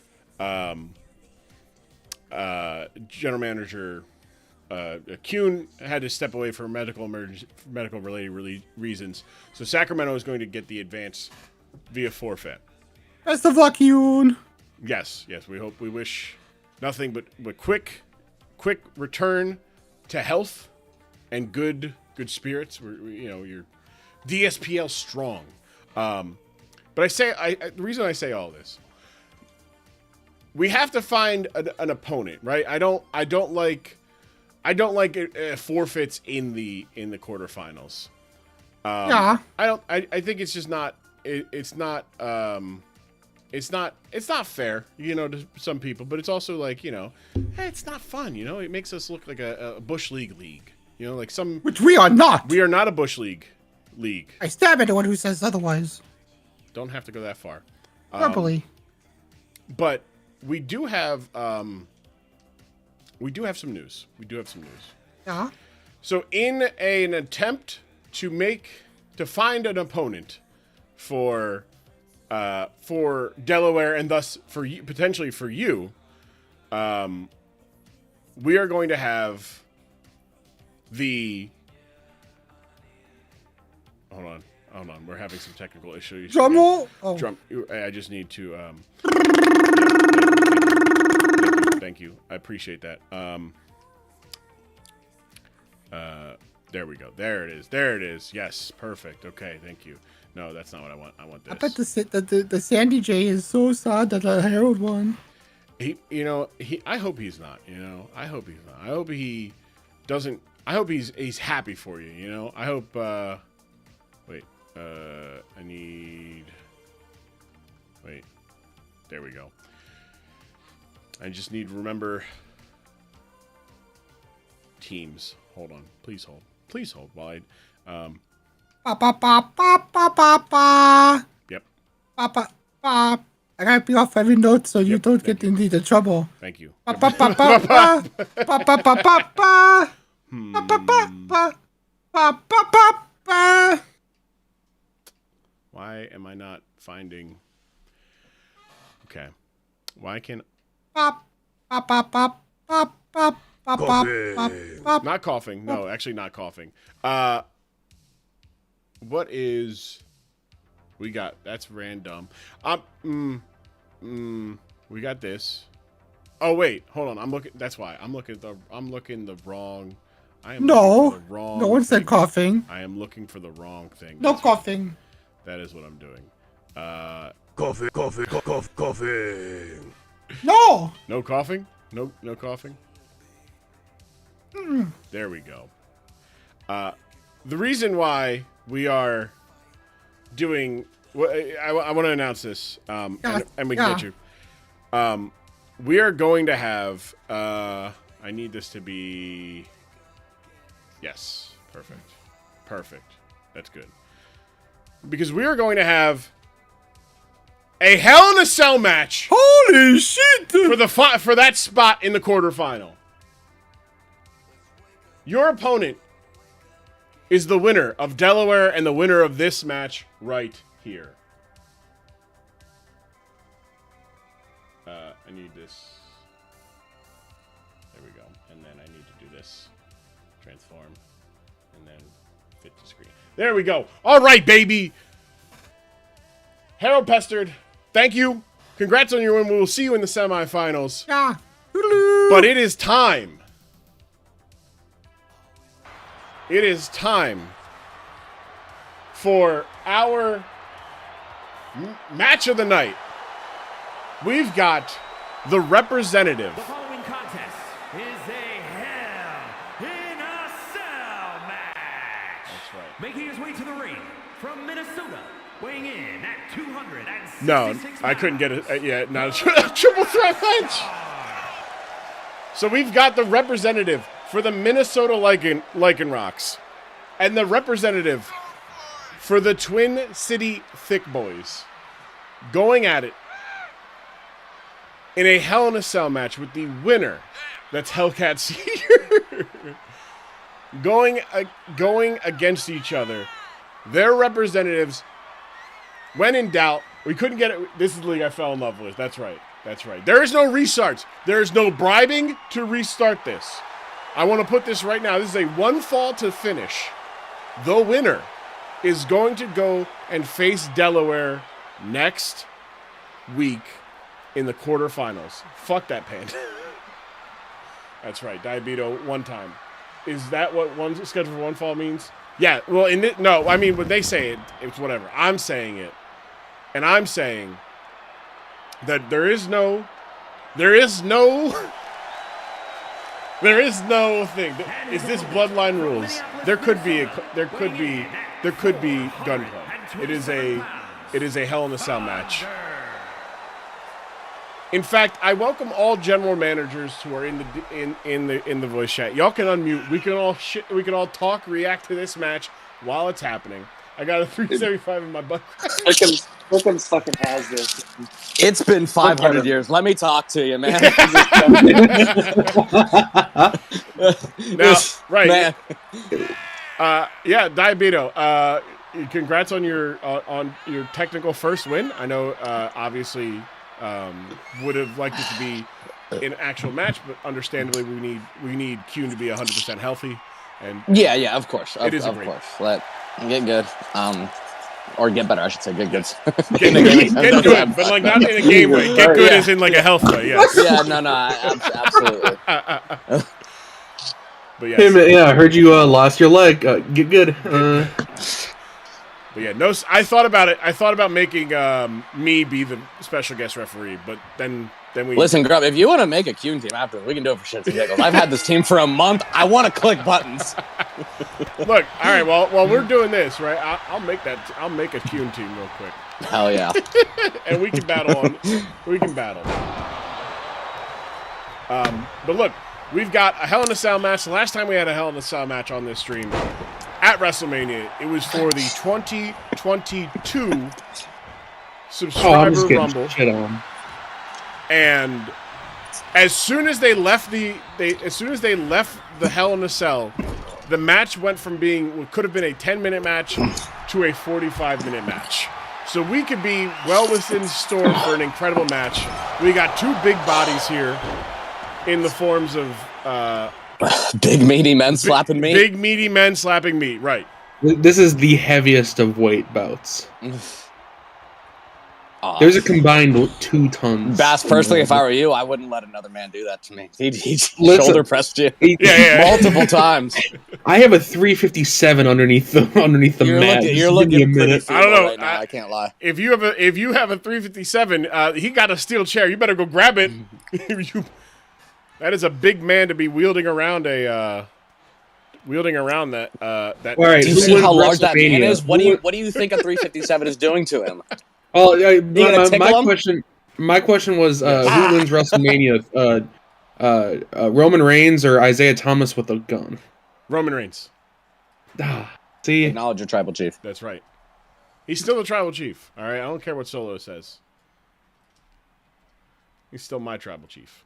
But yeah, we got some heat here. And people tuning in wondering, wait a second, I thought this was a Pokemon stream. It is. We're still a Pokemon League. This is a draft league. We are deciding who is going to fill in the replacement team in the playoffs between the two teams that made the playoffs but got eliminated this week. Just Thickum's falling under the weight of his own body. Cannot run forward. Those legs the are man that Gravity very much remembered. the man that Gravity could not forget. Yeah.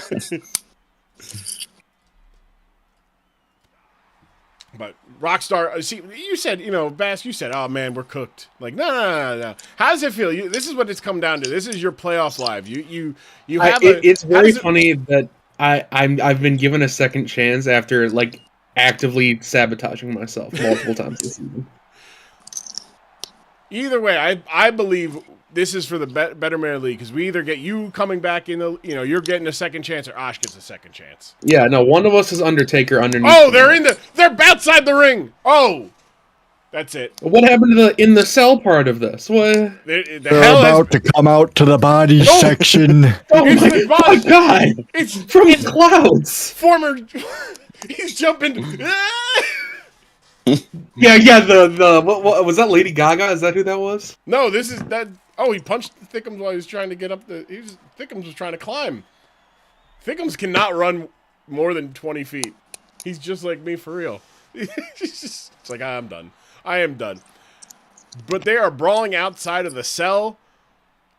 They could go back in the cell very easily, but my understanding of the AI in this game is they don't want to go back in the cell unless they go through the cell. So it looks like Thickums is going to make an attempt to climb. Now, if he can actually Listen, that's the best place to be is outside the cell. Because it's the hardest part of the cell. Thickums is waiting. We got brawling at the halfway up. This is oh my God! Oh, what the? My pelvis, Jeff Van Gundy. What? His entire arm has been broken. His spine went around. The thing. I'm gonna get tabletopped off the top of this. I just realized that.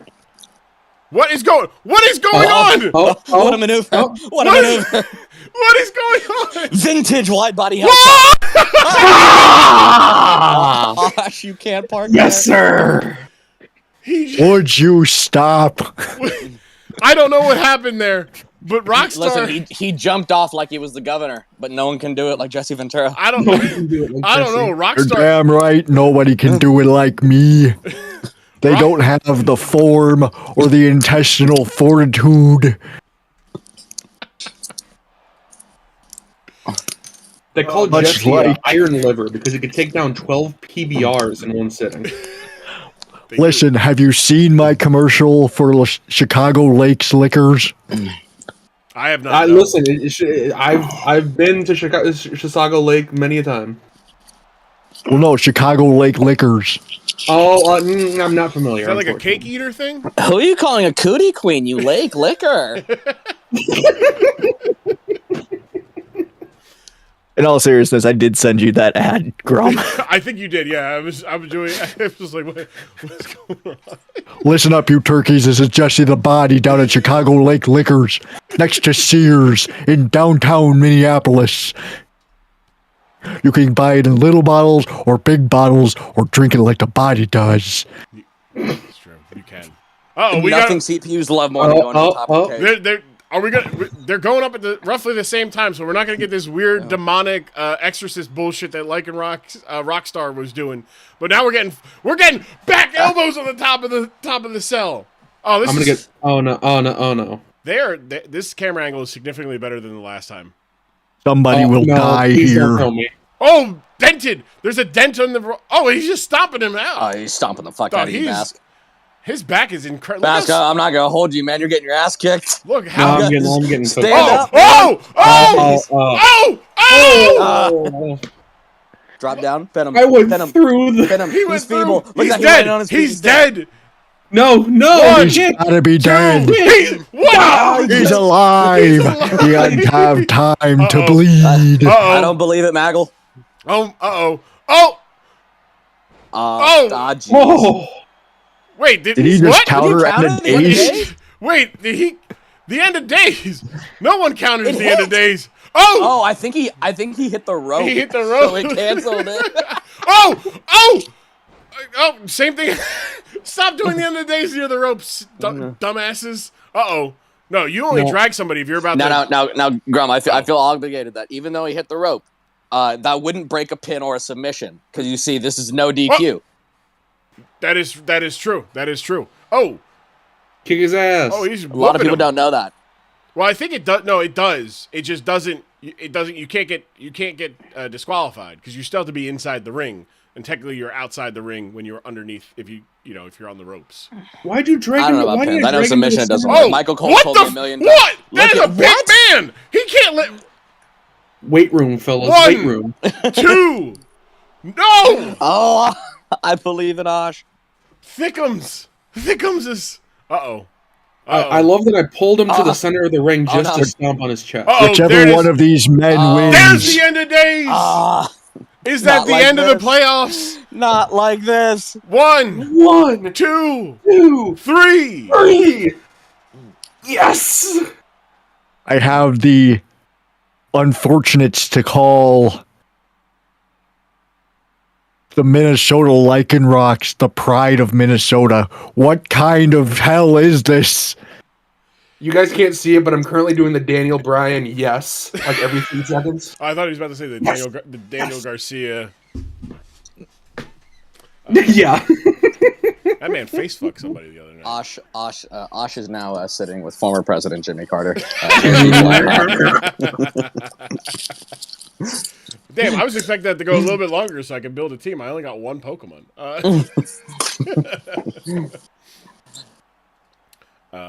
What else does this man have for the... Oh, okay. All right. Well, Mr. Bass, come on in. Welcome in. We're going to talk about your victory here. Vito, you all right there, bud? Congrats on your second chance, making it into the playoffs once more. Thank you, I appreciate it. That was quite the wait. This is the wrong. This should be Arizona, and then that's gonna be Minnesota. All right. Yeah. So you how does it feel to have a second chance? I'm happy. I'm here. Listen, if the first time you cannot succeed, try again. And the RNG numbers on WWE 2K, whatever year that version is, those numbers decided to give me a second shot. So we're back. That they very much did. Why? I don't know. No clue. But it happened. I mean, it's in your favor of doing that. I am happy for you, mainly because either you or Ash get a second chance and be able to take care of some stuff. You have a second chance. Make sure you get this team right this time. Yeah, pick the correct team this time. Yes, please do. Do not incorrectly do that. And if you do, you are more than allowed to ask your opponent to restart the match, right? Like you are. Yeah, if you don't, if you go, hey, I have the wrong team, right? And you have the team ready made. Be like, hey, are you cool? Can I just ask? As long as you quickly restart it, like no one, like it's not like there's any shenanigans, like you're scouting. Yeah. So I was telling Vito afterwards. It was like the two teams are the exact same set of Pokemon. All 10 of your teams are the exact same Pokemon. Yeah, I was gonna say. Like, I'm surprised this is the first time it's happened. I loaded in. You run 7 Pokemon. It is not. I loaded in and I saw my Azumarill was named Miss B Nasty, and I was like, wait, no, that's not this week's. That's not the right one. And I realized it's because I made a team and then didn't categorize it under draft. So it just when I clicked draft and hit send, the first team that popped up looked correct. So I was like, yep, that's it. Let's go. So it is what it is. Life goes on. Shit happens, right? Shit does happen. But what is good for you, though, is that you have the second chance. You're going to take on Delaware again. So it is a literal rematch of the match. Hob is going to be hella confused when I go, hey, like you're facing Bask again. But look, you won one, Hob won the other. Rubber match in the playoffs. Yeah, rubber match. Yeah, definitely do or die this time for sure. I promise you, because I highly doubt that Corn or AW are going to bow out the rest of the playoffs. Hey, Vito, can you pass me that, bro? Fuck off, man. But leave Torkoal, you fucking pussy. Yeah. So Bask, I do want to talk to you about that game, right? I do want to talk to you about your first game here. Yeah. He took some special shit away from us because he wanted to be different and run fucking screens Corviknight. Here's the thing, It's not the. Oh no! Listen.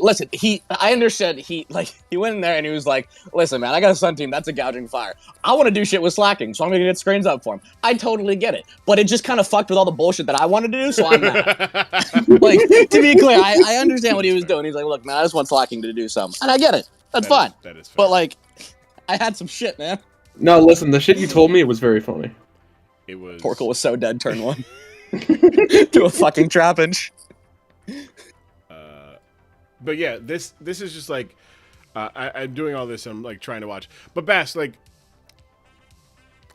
getting flinch for the air slash is a tough look. But that was nasty. But here's my question. All right, so Crabgrass doesn't get the kill, right? Yeah. Maybe you think, okay, he should get the kill. The calcs say I get the kill. Yeah. But after you lose Crabgrass, why do you not go to your electric dragon type?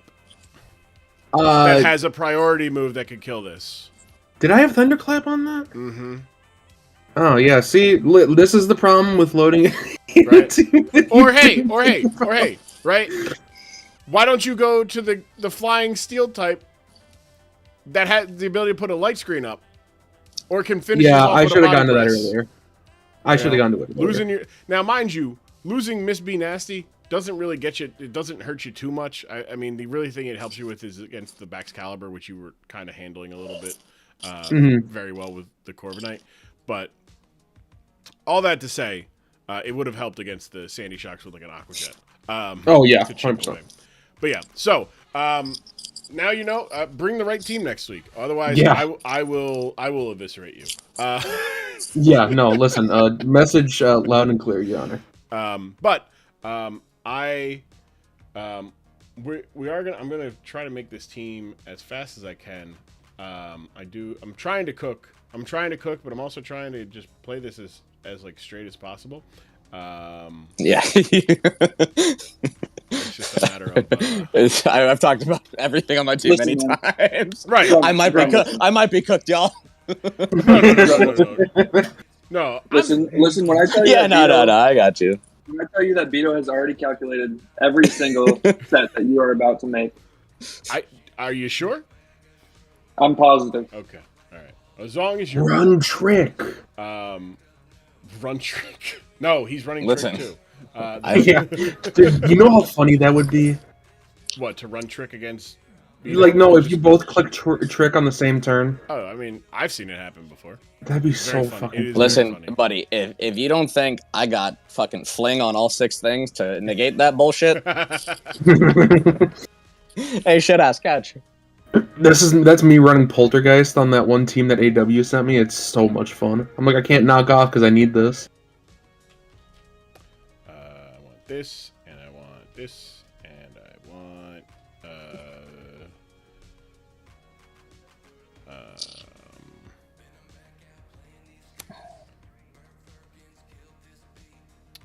Damn, I hate this. I don't like this. I mean, I do, but I hate this.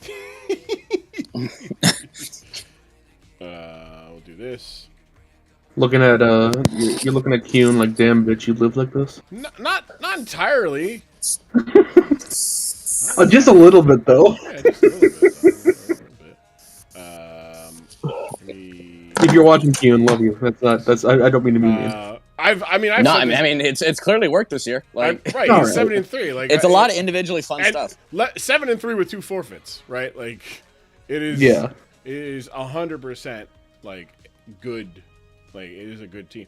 It's just not my like. It is my kind of team, except way too much red on this team. way too much red.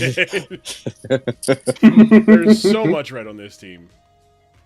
I'm gonna grab some M&Ms here. I'm gonna do this, do that, put that there. Okay.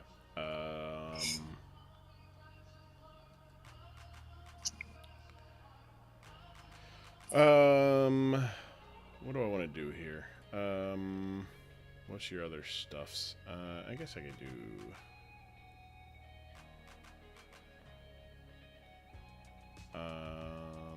Oh wait, I don't want this. I want this move. And I want, you're trying to leave me here. Shout out Bert Firkins on the beat. heat out here. I'm looking for a reason to sign.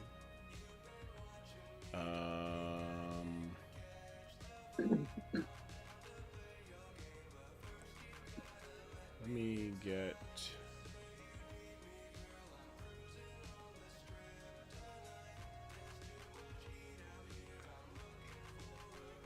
Yeah, no, I don't. No, I'll do. I'll do that.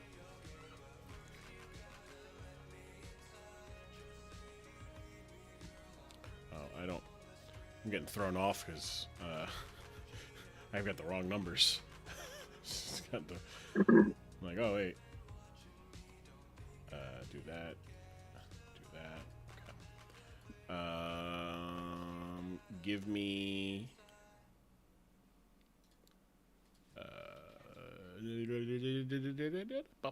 Yeah, let me get that. Yeah, let me do this.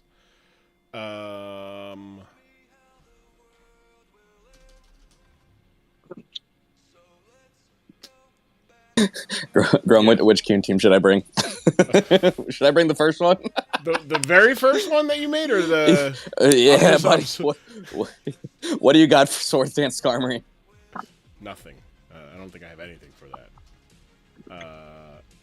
I did run a couple legitimate mocks. It does kind of put in some work. I was like, damn, man, I might actually have to do this. Let's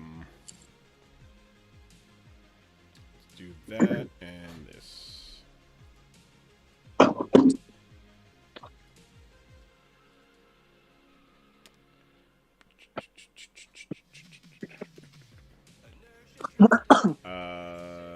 Do that and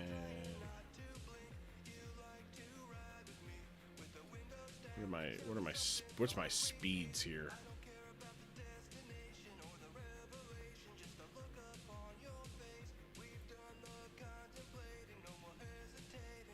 We're still waking up. Waiting for the last time. Ooh. Ah. We're still making. Damn.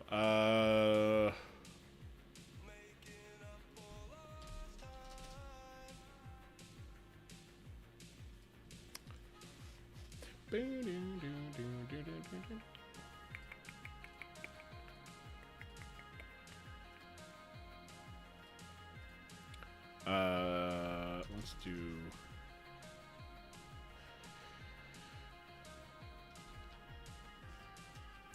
What? Create a Pokemon? No, thank you. I don't want that.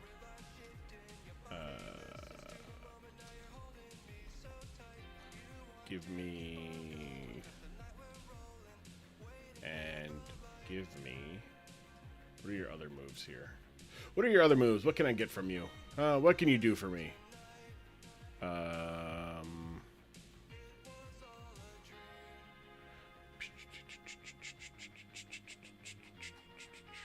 say that to Brambleghast every week, and every week it's the same 5 options. And he fucking hoops, man. Yeah, he's a hooper. He's a real hooper, man. I tell you what. Nice. Don't go.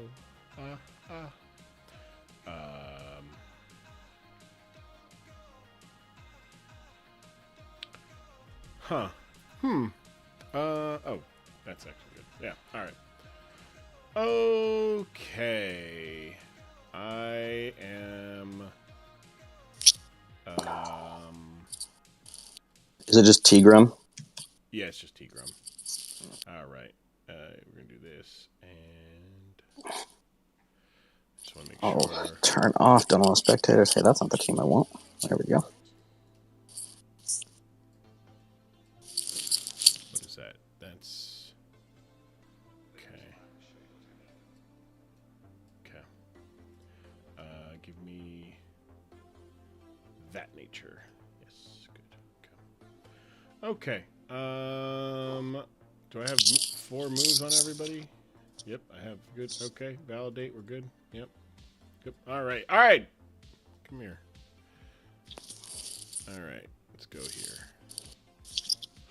Let's see. Can I? All right, hold on. Going to this one, and then edit, and I want this one. Bam! Perfect. There we go. And then you just swap this. Oh. Yeah, I'll have my phone upside down. I don't care enough to look at anything. I really don't. No. I need to do this, and then pull any shenanigans. Transform, fit the screen. There we go. Bam! All right, Beto, you're going down, pal. You're going down. Now this match is not for anything. I'm sure Diabeto will use it as credit to say he's a better battler than me, but I want it on the record. I don't know this team. So, okay. All right. I see this team. I see it. Okay. All right.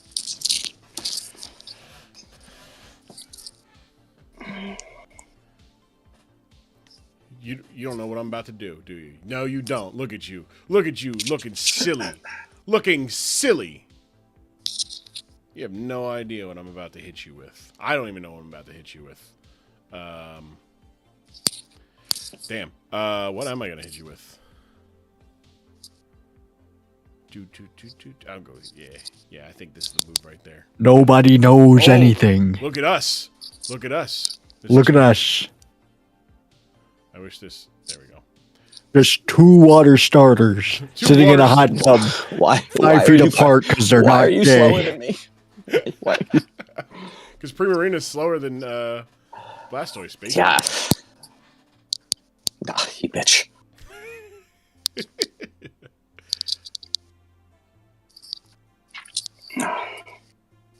Okay. Mm-hmm. Y'all ready for this? Do.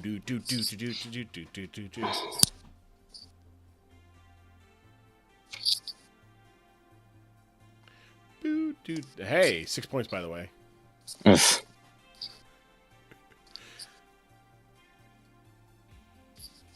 Bum. Ah, stealth rocks, huh? Neat. It's pretty cool.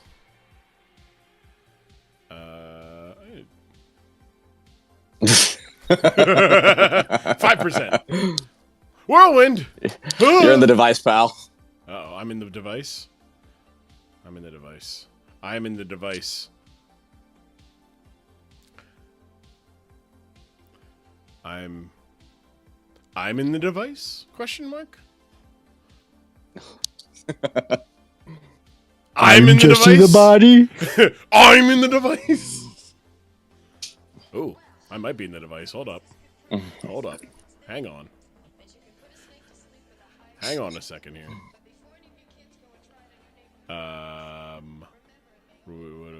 What is my answer for this? I don't even know what my answer is for this. What did I make my answer for this? I don't remember.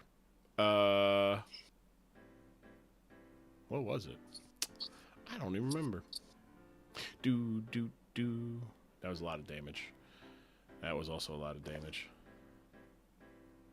I'm really disappointed there's no gifts for Bung Chi Wit.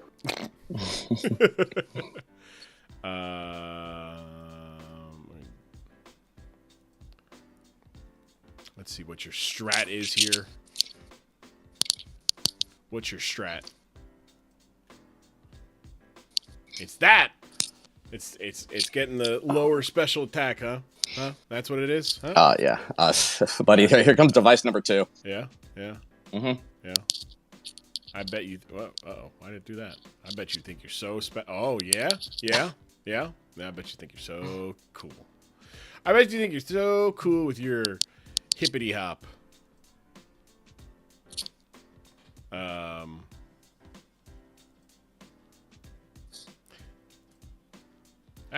Stop doing this. Okay.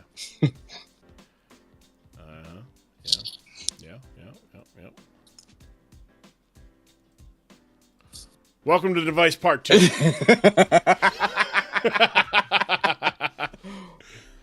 That's it. I wanted that to stay in. Like, that was literally my answer for this. I was like, with a Breloom, I was like, I'll just fling a fucking Toxic on it and get rid of it. I'm glad I didn't just go to Skarmory, the thing that you absolutely can't touch. Yes. Here's the thing with this. Mirror herb. Oh. Nah. I thought it was coming. I was like, ooh, that would have been. Can I please pick the move I want to pick here?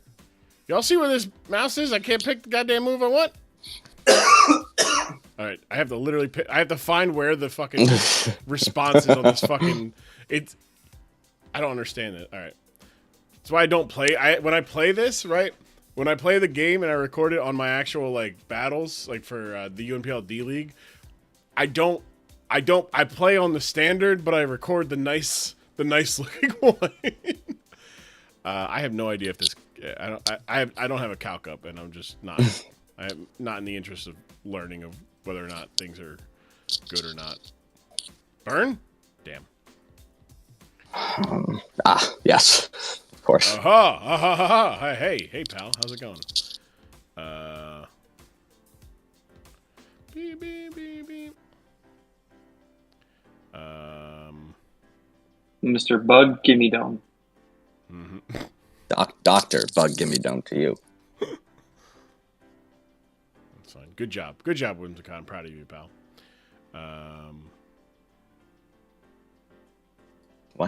Why didn't you bring the mouse hold against the Skarmory? I know how that one looks.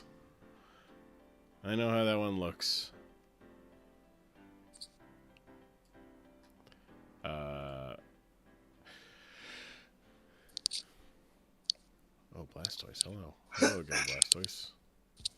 You thought I was going Skarmory. I did. I was sacking this thing. Oh no, the crit! The crit! The timely crit. The timely crit. Oh, hey, yeah, I get to just do this now. Yeah, you do.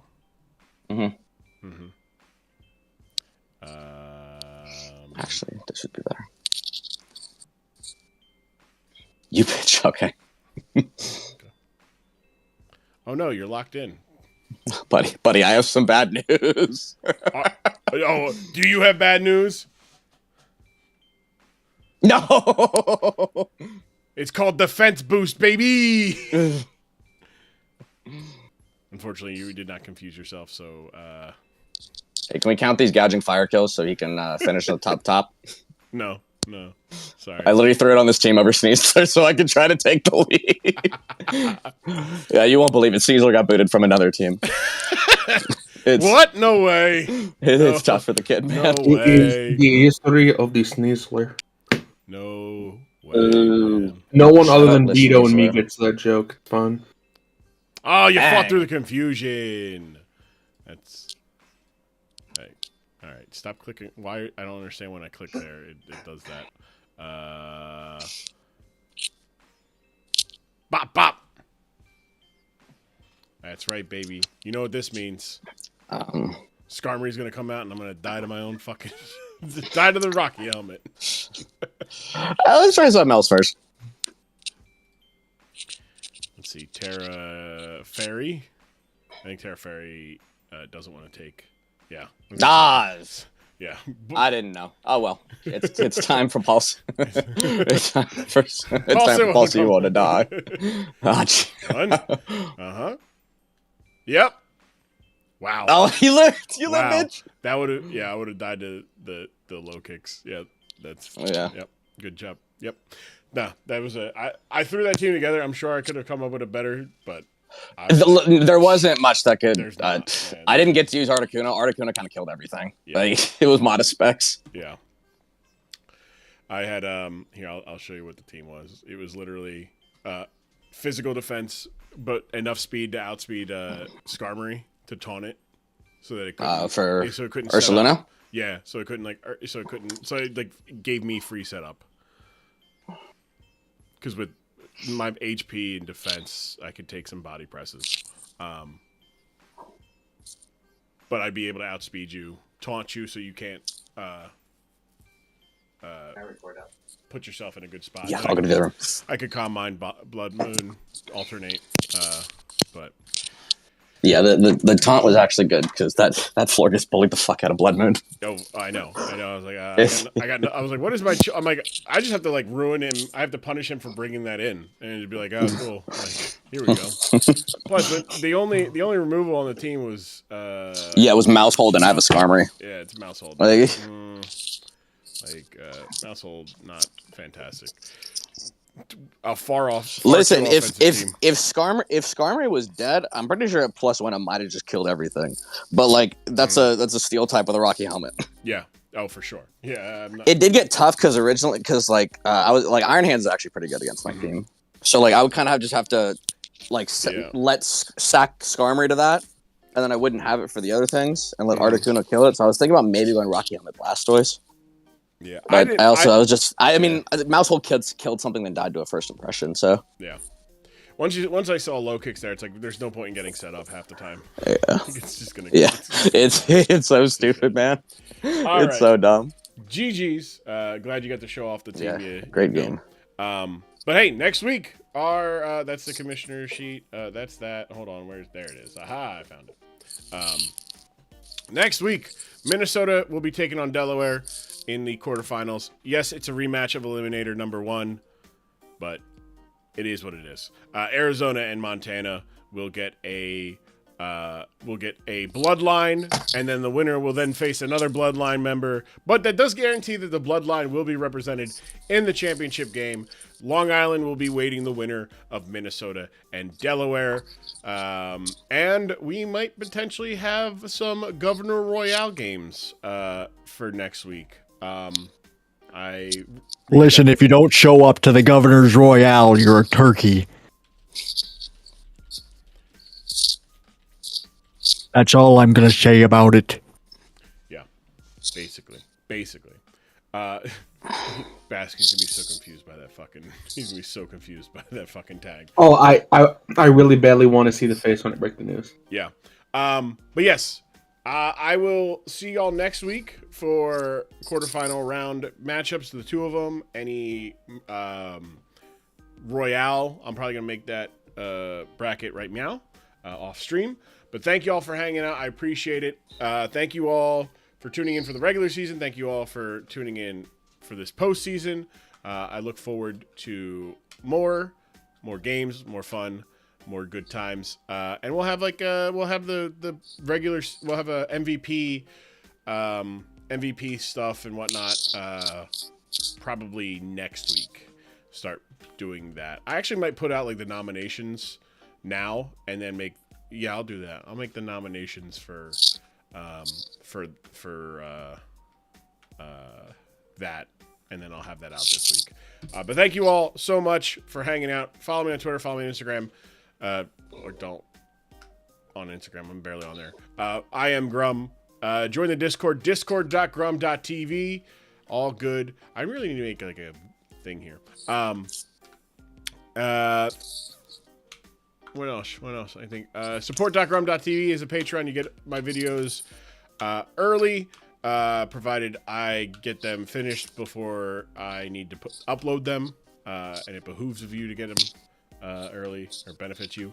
Dork Side of the Ring podcast coming back soon.